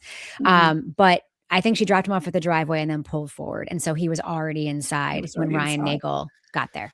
Well, I mean, you solved it. It's the Coldplay. Coldplay, man. We know, to me, that solves when she drove away, that 12:29:34 or whatever it was. Someone in the that was comments, the final sorry, disconnection. I didn't pick it up. Was saying they're not thinking clearly because they're panicking and yeah. Well, they are panicking and they're just. I would think it would be sobering if I not that I've ever done it, not that I've ever been drunk, but I imagine there are moments that you just suddenly become completely sober, and I think if you just killed someone or grievously injured them, I think your brain would switch into that mode. But maybe it's giving them too much credit. Yeah. Is Chloe dead? Is another question. Yeah, I think Chloe's dead. Yeah, I think so too. I think long dead. I don't buy I mean, if Chloe's not dead, why on earth change her name? Why on earth keep it such a secret? I mean, the name change, Mel pointed out a long time ago, because Mel understands the laws around dog bites in Massachusetts, because she used to be a dog walker. She was a dog walker, yeah. There is a point at which a dog would get put down. And they use the registration of the dog, the license of the dog, to sort of track. So we know that Kevin Albert interfered in one of these dog bite incidents and called the owner and said, can't we just make this go away on behalf of the family? Because she would have been destroyed. I mean, that's what happens when dogs bite multiple people. If she's still alive, her name was likely changed so that she would have a clean record, so to speak. But I just don't buy it. Why wouldn't I'm not saying that the new owner would have come forward, because people do not want to be involved. Like people do not want to be involved in this shit. They just don't. So if I were if I were allegedly the new owner of Chloe and I saw all this going on about her being dead, I would probably send a photo of me with the dog and say, here's a photo of the dog today. And here's a newspaper next to the dog. So you know it's her. A ransom paper, yeah. But that nothing like that was ever provided. They allegedly, Yeah. Tully and Buchanan or whatever, allegedly went up to visit the dog in Vermont and took samples from her mouth or some bullshit. But that never came up because even Bev knew that bite marks were a step too far as evidence goes. Yeah. Chad in the chat, bite impressions, I mean. Chad in the chat said that John didn't like people walking over his lawn. Correct. So he was very unlikely to walk over someone else's lawn. I agree. And also, I mean, if we think it psychologically, Karen didn't know if she was they didn't know. I think that he would be approaching more formally. Right. And she also knows that she had messed around with Higgins and he was there. Higgy.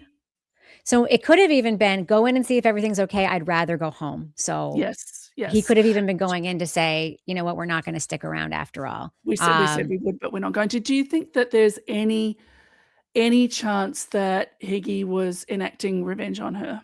No. I mean, okay. Not initially. Purposefully. Yes. I think that is why everybody was all hot about John, because Higgy had just spent 2 days with Brian telling him all about how Karen had been flirting with him, XYZ. And, you know, she's going to be my girlfriend next, I think, because we made out or something at my house. Who knows what happened, whatever happened. She didn't like it because she never called him again. She never texted him again. And I think that Brian and he were probably really hot under the collar about it. We saw it because Karen and John were being extremely affectionate at the bar. I saw another video yesterday that I hadn't seen before where it's the view from right above the bar. And she's like, they're all over each other. And if you're Higgy and you think that this woman is about to leave her boyfriend for you, he probably, and it made him feel emasculated because you know how those guys are. And being emasculated is fragile. Like, they're such babies. Oh my God. They're so fragile. That kind of man is such a freaking baby. Yeah. He was such a baby. And I think that it was probably just like, you know, there was a plan to maybe tell him that his girlfriend was a quote slut who'd been whatever. And that didn't go well. It went quickly and it didn't go well. So, yeah. I mean, I did feel that the, shall we say, framing or how Karen was treated was an evolving, it's not that they made it all up. They didn't see the whole picture. They just kept doubling down. Night. But they just kept doubling down, and as more things happened. As somebody points out, a life expectancy of a dog the size of German Shepherd True would probably be like 9 to 12 years. Chloe was 9, I believe, when they said they rehomed her, and that would have been in later in 2022. So there's an excellent chance that Chloe's dead now, just because Chloe she's in the pool. She's died. Under the pool. Yeah, the one thing I'll say about the filling in the pool thing, I happen to know a lot of people in New England who have filled in their pools. I do. Like my friends down the street just filled in their pool because they bought a house on the lake and they're like, we don't need a pool anymore. It's a liability to have an open pool when we're not home in the weekends. Yes. So filling in a pool to me, I understand everything people did was super sus. I'm just saying for that one, there could very well be another reason. New England pools only get used like a few weeks a year, even if they're heated. Like as you see, if you follow Turtle Boy, it's still, it was like beautiful day yesterday here in New England, but it was still only like 68 degrees. Like, it's not exactly like, oh, I'm so hot, I need to jump into the pool. Like, they're not super popular here in New England, swimming pools. So it's not uncommon to fill them in. There are other places that her body could be. Poor darling. Not treated very well, I wouldn't have thought. If her body could be in the freaking woods. Her body could be at their vet friend's house in the pile of ashes with all the other dogs who've gotten cremated at the dog crematorium. Now, what's the news? All right, so we're not going to get too much into this, but there has been a new FOIA dump, and I just want to again give Emily C. and Kyle Sharkey credit for this. A third dumping of documents, videos, photos, etc. But I want to show one thing briefly for folks who don't know how to navigate these things at all. I think that there is. Hold on, window. 20. Thanks, Natalie. Natalie's telling me that 68 is 20. That's not cold. What's that? And Natalie L1 is telling me it's 20 degrees. Oh. 68 degrees is 20 degrees. I don't know. 20 degrees Celsius. Yes. Yes. That's They always hot. say, I always heard double it and add 30. So I don't know what the conversion would be for 20 degrees. 68. Is that right? Is it 60? You just said it. You said it Well, was no, I'm saying 68. as approximately. That's the Yeah, thumbnail. yeah. Within the range of hanging out outside temperatures, not the range of Yes, like boiling temperature or yes. water or I something, because that doesn't understand. work I anymore. But understand. within the range of temperatures, if you're from 0 to 100 either way, that you could approximately, if you get a sense, if someone in England says it's 30 degrees, you know that's fucking hot, right? Yeah. Yeah, it's Um, hot. Yeah. so one thing, oh, thank you, Helen. It's Helen, hot. It's thanks for hot. thank you for being a member for a month. We really, really appreciate it. There's another comment Oh, there. Why didn't Albert give more details about the place where the bubble dog was? I don't know. I don't know. Okay, so the thing that I want to show is what to do when you see these document dumps, okay? Because people don't know, they just see this overwhelming pile of folders and they mm, don't know what to do. mm, In these folders, there is always a summary, a PDF that's outside all the subfolders, which is basically a list of everything that is contained in the subfolders. And the one thing I recommend people do is I usually just download the whole outer folder. So Emily C on her FOIA and Find Out website here. I'm not going to change it because I don't want to lose this folder. She has, everything categorized. So you can get to the Google Drive, which has everything from the season 3 document dump, number 3 document dump. But there's always a catalog of what's in there. Always. That catalog is a PDF that's in the outside folder. So this is the catalog. And you'll see in this catalog, if you can see that, it basically gives a list of what's in there. So notice a Discovery 11, that's NOD 11, is 2 pages long, and then here's everything contained in that folder.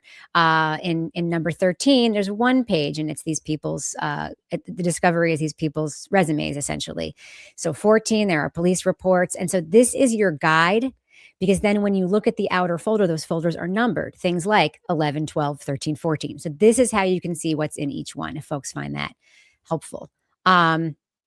So one thing that's in there, which I enjoyed looking at, were some photos of Karen Reed's car in the Sallyport. So this is the kind of thing you will find in this document dump. So you can see for yourself the things that we previously only saw on screens during the trial. So this is like a good example of something that you can take a look at. Another thing that you can take a look at that it's getting a lot of notice right now are the evidence photos taken by the scene techs that day. So here is, I'm going to scroll up. So this is the report. It says, and this is the part, I believe Emily highlighted these parts. Sergeant Good documented the broken glass utilizing an iPhone 11. Metadata was extracted. So you can kind of tell what the whole process was of the photos or what they say it was. Now, granted, all these reports, a lot of them were written way later. So who the hell knows?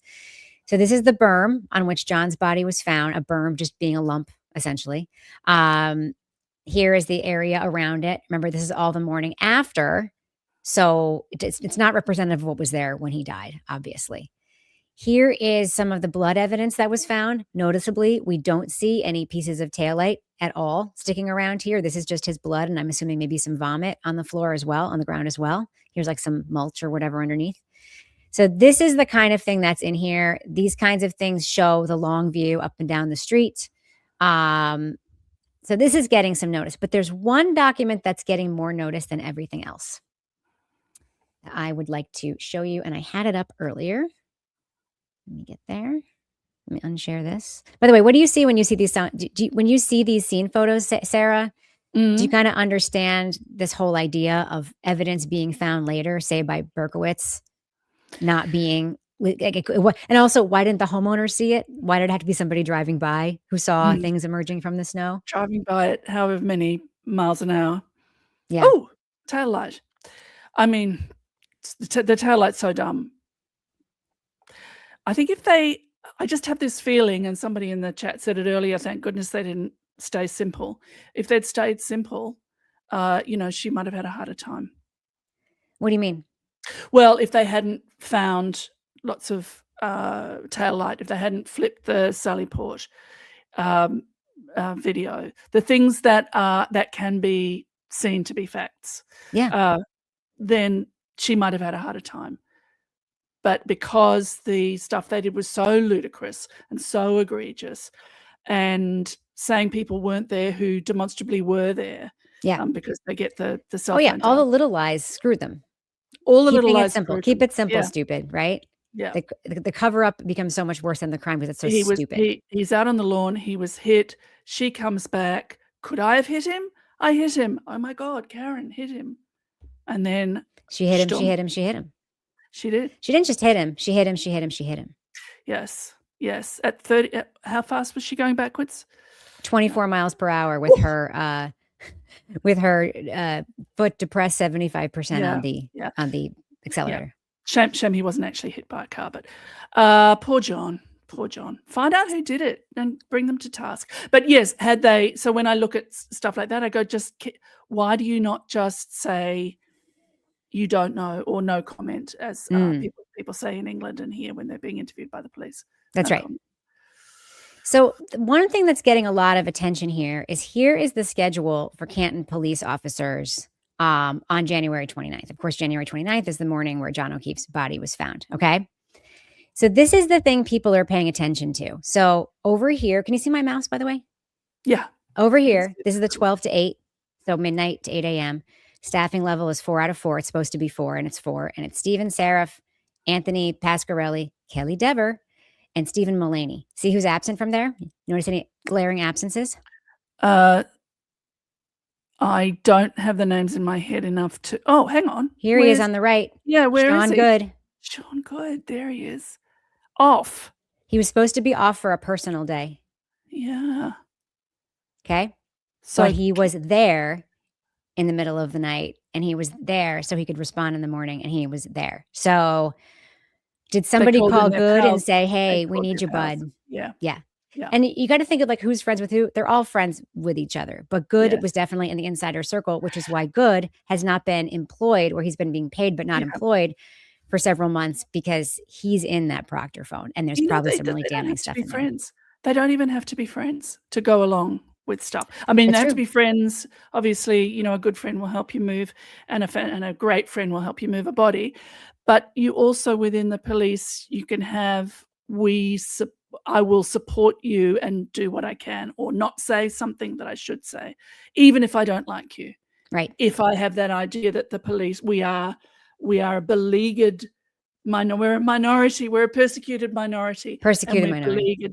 So therefore, I need to either keep quiet or not say or not show, even if I don't like you. Right. I want to protect us. Right. So, but someone like Sean Good, I think, arriving and saying that he was on call. Is that right? Did he say he was on call? I believe so, but he was scheduled for a personal day that day. And then you see Kevin Albert here. That's Brian Albert's brother.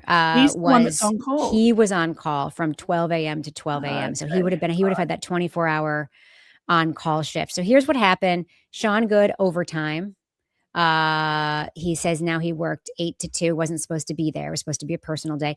Now, if it's supposed to be a personal day and then he showed up, my question is he just putting in his overtime because he was supposed to be a personal day, or was it actually overtime? Because a personal day is a day off. It's not a day you weren't scheduled to work. So that's sus to me. But whatever. Yes.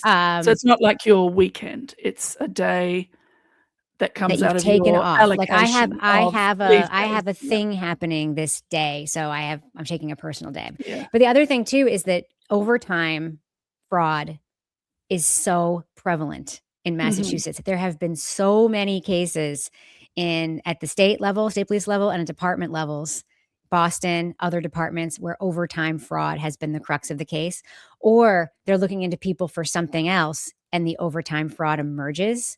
Okay. So one thing that's great about the US is that there's some data that, yes, I believe Kevin Albert was in New York as well, Breenan. Somebody says that's not true. Please correct us. But I believe he also was in that trip to New York. And by the way, they also get paid for that. So apparently if you travel to go to a funeral of a fallen officer, like an officer who's killed on duty, you can get paid for that. That's actually like a paid detail. So Proctor wasn't on there because Proctor was in the state police. So he wouldn't have been on there. Someone in the comments says. Yeah. So the overtime, so can I just stop down on the overtime fraud?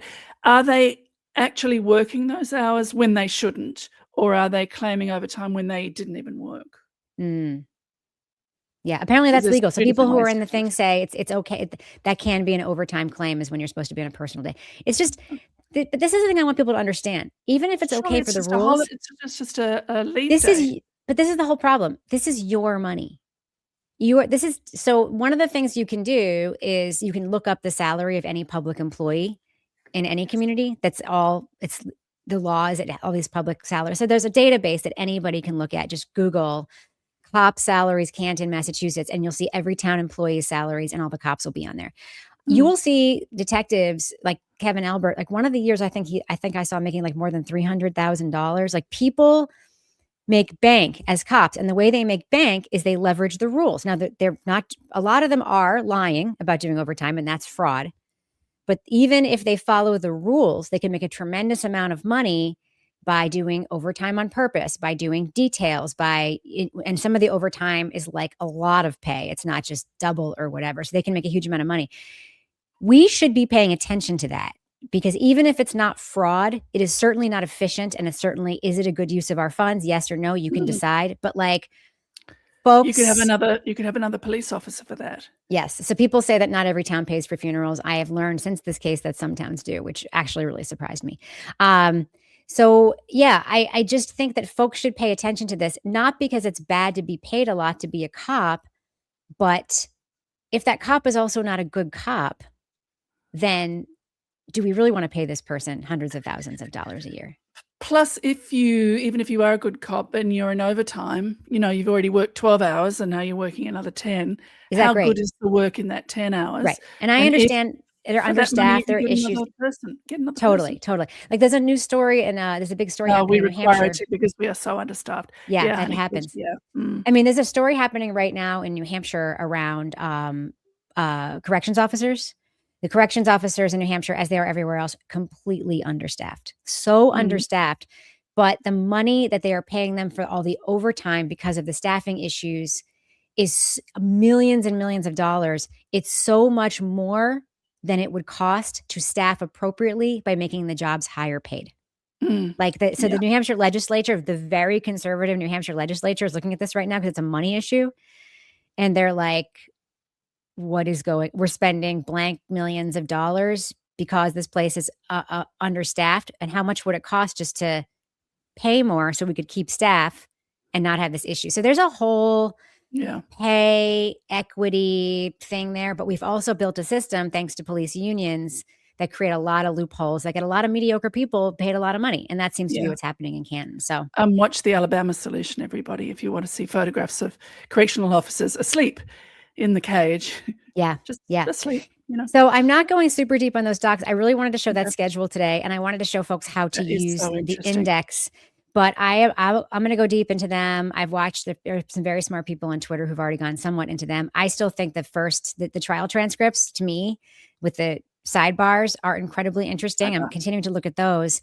I still want the sidebar from Rock Day. So if anyone understands why it is we don't have that yet, please let me know. So someone says there's a photo of Brian Albert, Kevin Albert, Brian Higgins, and Chief Berkey from that funeral in New York City. I'm not surprised. Well, that says 11/27, but it would have been 12/20. Yeah, 1/27. Yeah, not 11/27. Yeah. See, look at you correcting me in real time. Look at you're a scholar, and correcting it in the reverse, because it looks very odd to me. So one thing I want to give you a chance to do is, want to just give me a thumbnail sketch of this case in Australia that you wanted to talk about? You don't have to make it really long. I'm curious to know why it's got your curiosity. It's got my curiosity, and any Australians in the chat, please feel free to correct me. I've pulled up notes, which has covered the chat. So you think there are Australians in the chat? It's 2:00 in the morning there, my friend. Australians living in America. Oh, okay. There are Australians in the chat. I saw them flash by. I see you. And just a note to any Aboriginal or Torres Strait Islander people who happen to be listening. I'm not going to say the name of a dead person, but I am going to refer to them. So culturally, for a lot of Aboriginal cultures, they don't say the name of a person who's died. Really? It calls the spirit back, but they want the spirit to go to the dream time. So the person that we're going to discuss is Kumanjai Little Baby, which means no name little baby. Kumanjai is like a little placeholder. So if you are thinking that I'm saying her name, I'm not saying her name. Right. So she was 5. This is a story from the Northern Territory. And she was living. What's the Northern Territory? Like, people don't really understand the geography of Australia. So I'm sorry. I'm trying to ask you that dumb. It's the squared off bit in the middle that goes up to the top end. It's the Never Never. It's what people think of as, I mean, the most extraordinary landscapes and otherworldly, it's where they didn't film Tatooine there, but they might have, it's like these incredible rock formations and so on. It's the most incredible place, unlike any other place. I love the Northern Territory, but it's a troubled place, let's say. So some Aboriginal people in the Northern Territory live in what they call town camps, which is encampments outside of, say, for example, Alice Springs, which is a city, a big town, and that's historical from when Aboriginal people were not allowed to live within the town. So Kumanjai was 5. She was raised by her mother and her extended family. She lived in this town camp, and there was a party on Saturday the 25th of April, so this is very fresh.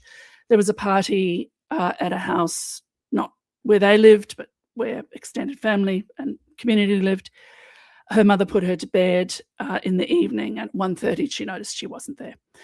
So called the police at 1:30, and she was declared missing. And at that time, we were using her real name because she was missing, not dead. And she had been seen walking hand in hand down the street at 11:30 with a man called Jefferson Lewis, 47-year-old man who'd been at the party, 6 days out of jail, and his offences are, he's a range of offences: aggravated assault, breaching domestic violence orders, breach of bail conditions, resisting police, and so on, but no offences against children. So both he and she disappeared. There was an incredible search, one of the biggest searches in a very difficult terrains of volunteers and dogs and drones and helicopters and police and various people. And they almost immediately found child's underwear and a doona cover. Doona cover is like a duvet, and tested it, and it had her DNA and his DNA on the underwear. So after 5 days, they did find her dead, unfortunately. They have not released the cause of death. Don't read anything into that. But the police immediately treated it as homicide. During the time they were looking for Kumanjai, little baby, they were also looking for Jefferson Lewis, who was nowhere to be found, being sheltered by some people who are now in big trouble. And it was community who found him, and the reason that the police got to him was because, I'm sorry, I'm not laughing. Well, I am laughing. It's absurd. You're about to say something absurd, aren't you? Yeah. Well, it's cultural. He was being beaten unconscious. So cultural law says that you can. Is he white? No. Okay. He's Aboriginal. Okay. So he comes under cultural law, and cultural law is law enacted by elders to restore the equilibrium. But of course, then the police come and they take him away, and this is very upsetting. There were riots outside the hospital. He had to be flown to Darwin for his own safety. He has been charged with murder. He's also got 2 other charges. Again, we don't know what they are. So that's the bones of the story. Mm-hmm. I suppose it has me interested because it's just so pitiable. Yeah. I mean, a 5-year-old girl. She there was 6 child protection inquiries out for her, and 3 child protection officers from the Northern Territory are currently under suspension.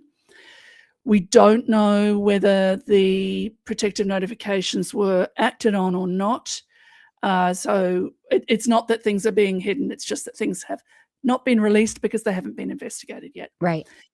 So a couple of things that may be interesting to people is that alcohol in the Northern Territory is very restricted. So if I go to a bottle shop, everybody has to show photo ID.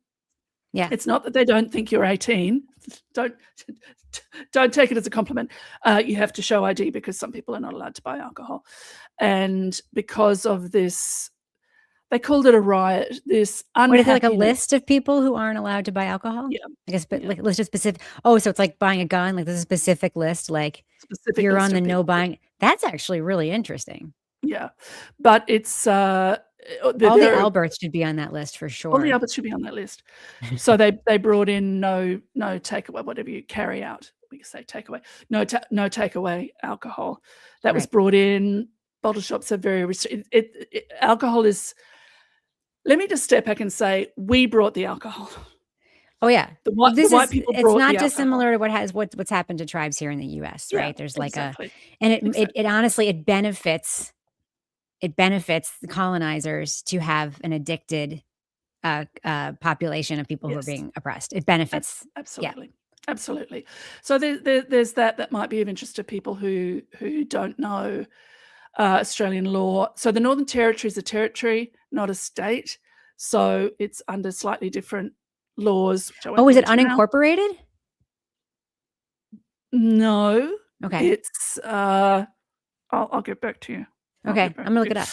Look it up. And the other thing that and this is this systemic and foundational ooze on which this country we call Australia has been founded, because people may know of the stolen generations, or more officially called the child removal policy, where Aboriginal children, and particularly Aboriginal children who might have a white parent and a black parent, were taken from the family and given to white families between 1910 and 1970. This is a huge, just like the scoop. It's the scoop. It's the scoop. It's multi-generational, and you have children who were stolen, who are children of stolen people. So it resonates through. Because of that, I believe that white people can't adopt Aboriginal children. That's my belief. I meant to look it up before I came on. But the other thing is this whole thing about the Child Protection Services receiving 6 notifications about Kumanjai little baby. There is a reluctance on the part of some white Australians to remove Aboriginal children from their family. Right. So it's almost like their own wokeness led to this kid's demise. Exactly. Right. Exactly. Yeah. So there's a lot more to I know there's a very simplistic way to put it, but there is this sort of sense of yes. That is interesting. It is interesting to see probably what are considered progressive liberal policies and how they failed this person. That's super interesting. So I did look. The Northern Territory is a federal territory. It is governed, but it is not a state. So it's it falls under the that's interesting. I have a question. You talked about indigenous. You talked about tribal law. Are there cultural law? Are there tribal laws there? Because in the U.S., tribes have the ability to set up their own governments. They're sovereign nations. Tribes are not. They're sovereign nations within the United States, and they have their own criminal legal systems. Sometimes the feds intervene, or they ask for help from the outside governments if they don't have the resources. But they can prosecute criminal, civil, all that stuff. On tribal land for the most part. And there was a law enacted, I think, in 2010 that codified tribal law. Does that exist in Australia with the Aboriginal people?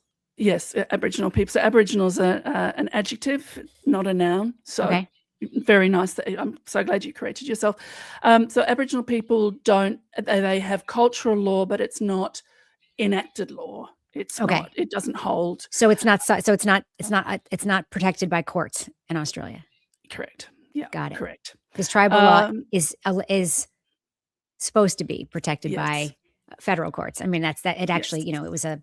So okay. We don't tend to say tribe. Black Australians say mob, which means their group, their language group, their family group. We do an acknowledgement of country. If you hear crime scene, you'll hear me say I'm podcasting from unceded Gadigal land. So the Gadigal people of the Eora Nation are the traditional custodians of the place where I live. The Kumanjai little baby was a Warlpiri girl. So there's a lot of kinship and culture identification. This is don't steal children anyway.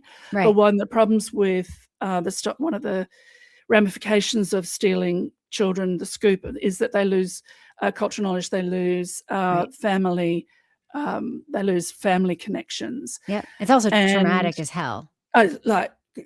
quite apart from anything else. So they lose language, they lose knowledge, they lose all of that, or they don't have it available to them. So I find it very interesting. I don't know what the other two charges are. That's less interesting to me.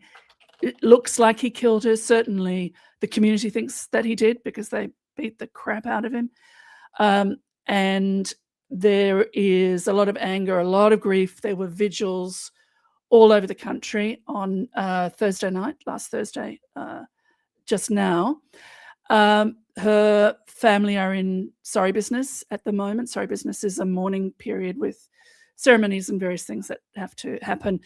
Sorry business is if you say you live in Sydney and you work for the New South Wales government as a government worker, but you are an Aboriginal person. If you have sorry business, you don't have to go to work. Sorry, no, you don't have to go to work. You are given leave to attend. It's a cultural sorry mourning, business. right? It's a cultural mourning, and it's very much it's respected by those who do respect it, and not by those who don't. Yeah, there was a huge thing. It was just Anzac Day, which is Australian New Zealand Army Corps remembering, returned servicemen, like Memorial and the ones Day. that didn't, and the ones that didn't return. So that's like the culture. It's like the equivalent to Memorial Day or Veterans Day. Exactly. And usually official, like all sorts of times you have welcome to country or acknowledgement. I acknowledge country because it's not my country. Yeah. But if you were on my country, I could welcome you to it. And there's a huge thing at the moment, which is just terrible. And people say, it's white people. It's my country. I don't need to be welcomed. It's like, you're using the word country wrong. So the cultural reference to country means that section of the overlay of traditional lands. Anyway, that's not for me to talk about. Like a lot of this, the reason I'm being a bit like is because no. I think that's the respectful way to do it. I mean, it's like. I mean, the sort of rough equivalent here in the U.S. are Indians who, it's so funny because depending on who you talk to, some people still use the term Native American. Some people don't care about that. Some Indians really do care about that because it wasn't America when they were native to it. But so I'm just using Indians because the tribe that's near here is that's their preferred. But they ask them if any white woke people, just ask people. Exactly. But the idea that they're not all the same, how you just directed me earlier, it's like there are so many different tribes that have completely different cultures and completely different governments and completely different music, just like you would have developed in any land that had multiple nations on it. Yeah. So that sounds interesting. And it's interesting to me that they don't have, that there are all these policies designed to help that. Like, this is what I always say about laws here in the U.S. When a law is passed named after a person or a child, like a child or a woman or a man, like Marcy's Law or whatever, there's always so many unintended consequences that fuck with other people's rights. Like, it's so bad. We're just so reactionary to and it's always like the savior complex. We're going to save this group of people. Yes. By imparting what we think are our values when they have a completely different value set as they should be allowed to have. So. Wow. Well, and something that isn't, cultural or race, but a woman who was pregnant and was attacked, and the baby unfortunately died. And in order to, this is in America, I might be getting the facts slightly wrong, in order to charge the person with murder, that fetus had to be declared a person, which is fine, except now fetuses are people. Right. Now, well, there's a whole lot of problematic stuff there. Yeah. It's like it's state laws and federal laws, and there's a lot of problematic stuff because it's like you want someone to be prosecuted for that, but you also don't want to be able to say a fetus is a person when you're pushing abortion rights. So it's like it's a very, very, very murky. Like I don't like the victims' rights stuff at all. I like Mel and I talked about this in the show. All the victims' rights stuff ultimately takes away from the rights of the person being prosecuted. And I'm not saying they should have more rights. They should have the same rights. But the trial is not about the victim's family. The trial is about the person on trial. And so even the very worst person, like I don't like victim impact statements. I don't like laws named after people. They make me very uncomfortable because of the many times you see somebody who didn't do it who becomes a victim of these well-intentioned laws Yes. because prosecutors get good in families, intentions. because victims' rights and victims' families' rights usurp the rights of the person being prosecuted. If that person didn't do it, you're letting Mhm. feelings degrade this person's rights. And even if the Yes. person did do it. So I have a lot of uncomfortable feelings about that. Yeah. Can I just give you and the listeners the last thing on this? 100%. Jacinta, that's Kamanjaya little baby's mother. She made a statement which I just pierces through all of this. She says, "It is wrong for people to use my pain and sorrow from my loss to cause violence or damage to property," which is what was happening up near the hospital, "or cause injury to police or paramedics like they did last week in Alice Very Springs. graceful. That sounds very graceful. We must remember that it was the police and other first responders who searched hard to find my little baby. Instead, I want my little baby to be remembered as a pretty girl in pink."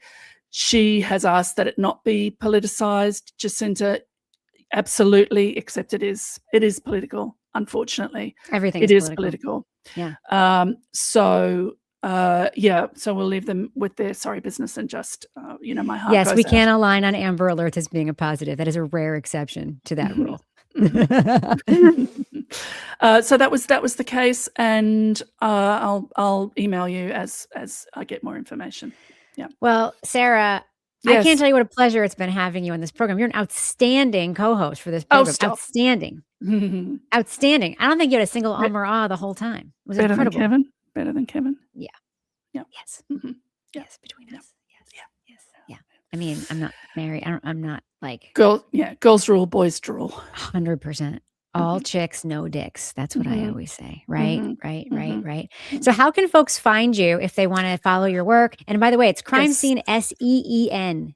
It's Don't very get it important to know. twisted. Yes. Because we've seen the show. Listen, if we thought for more than 5 minutes, we would not have called the show that, Yes. because you have to spell it every time. Yes. But you can see it down there on the screen underneath Crime Scene Pod. You can follow the podcast at Crime Scene Pod. We are only audio. You can support us at buymeacoffee.com/Crime Scene Pod. Nice. You get extra bonus episodes and various other things. We have merch. We have a merch drawer for members, which has been very popular. Has anything come into your mailbox yet from merch? Yes. No, the merch. Merch? Yeah, No. we're sending all our 10-timers a cup, Oh. but that might not. Can't That just wait. didn't come your way. Didn't come your way. I'll use it on this show so people will see it, and then your brand will be on our show. Yes, Katie does that. I'll use on that instead of the my table. giant Yeah, your Stanley, Stanley which I cup. like because it makes the water taste better, man. It just does. It's cold. It tastes cold You forever. don't like water though. Mm-mm. I think this is the only way I can drink water is out of this. I Okay, hate water. all right. And you don't like liquid IV, so I can't help you. I don't like any of those hydrating things that taste Yeah. like salt. I just don't know how people drink them. It's like drinking, it's like swimming in the ocean and accidentally gulping in the water. Well, I swim in the ocean, so. Well, you have to go to bed, friend. Okay. But this was a triumphant appearance on this stream. Triumphant. Yes. Thank you. Thanks, everybody. And remember, folks, like and subscribe to our stream. Share it with your socials. Please consider sending a tip to one of the Cash App or Venmo across the screen and become a member. And then if you're a member, you can join our members only stream tonight at 5 when I'll be talking to another really wonderful listener, not content creator like Sarah, Bethany. She's a civil attorney, and she's going to give us her take on all the civil cases around the John O'Keefe, Karen Reed situation. So, Sarah, do you want to say goodbye to the people? Sure. Goodbye, everybody. Thank you for being here. Follow Crime Scene. Follow me. Follow Rebecca. Give Rebecca and Mel some money, basically. Yes, do it. 'cause this We need to stuff monetize is- this shit. Otherwise, we can't you keep need doing to it. monetize. Absolutely. It's a lot of work making a podcast, and it actually costs money. There are costs involved. So that's when I started being a patron about 9 years ago. Crime Writers Honor. We so I thought appreciate it. I'm consuming. It's the wrong word slightly, but you are enjoying and engaging. Paying for what you use. You pay for what you use. So so support them, and thank you for being such a respectful comment section. Yes, thank you Did you guys kick so much. anybody out? You didn't even. I didn't kick anybody anybody out. out. And I understand the person who said the wow. Amazon lists were horrible and tacky. I agree with you. That's why it's kind of a half joke that I have one. But Yeah, I do. but joke's on you because people are sending you things. So It's yeah, I Yabu will take the sucks. waffle maker. I can't buy it. I mean, I lost one of my big jobs, so I can't buy it. So I'll Yeah, take it anyway. exactly. Yeah. Thanks, guys. I really appreciate your wonderful civilness in the comments because I don't know how to boot people out while we're doing the stream live anyway, so I wouldn't have been able to do it. So, all right, bye, Sarah. Bye, Bye. everybody. Got it.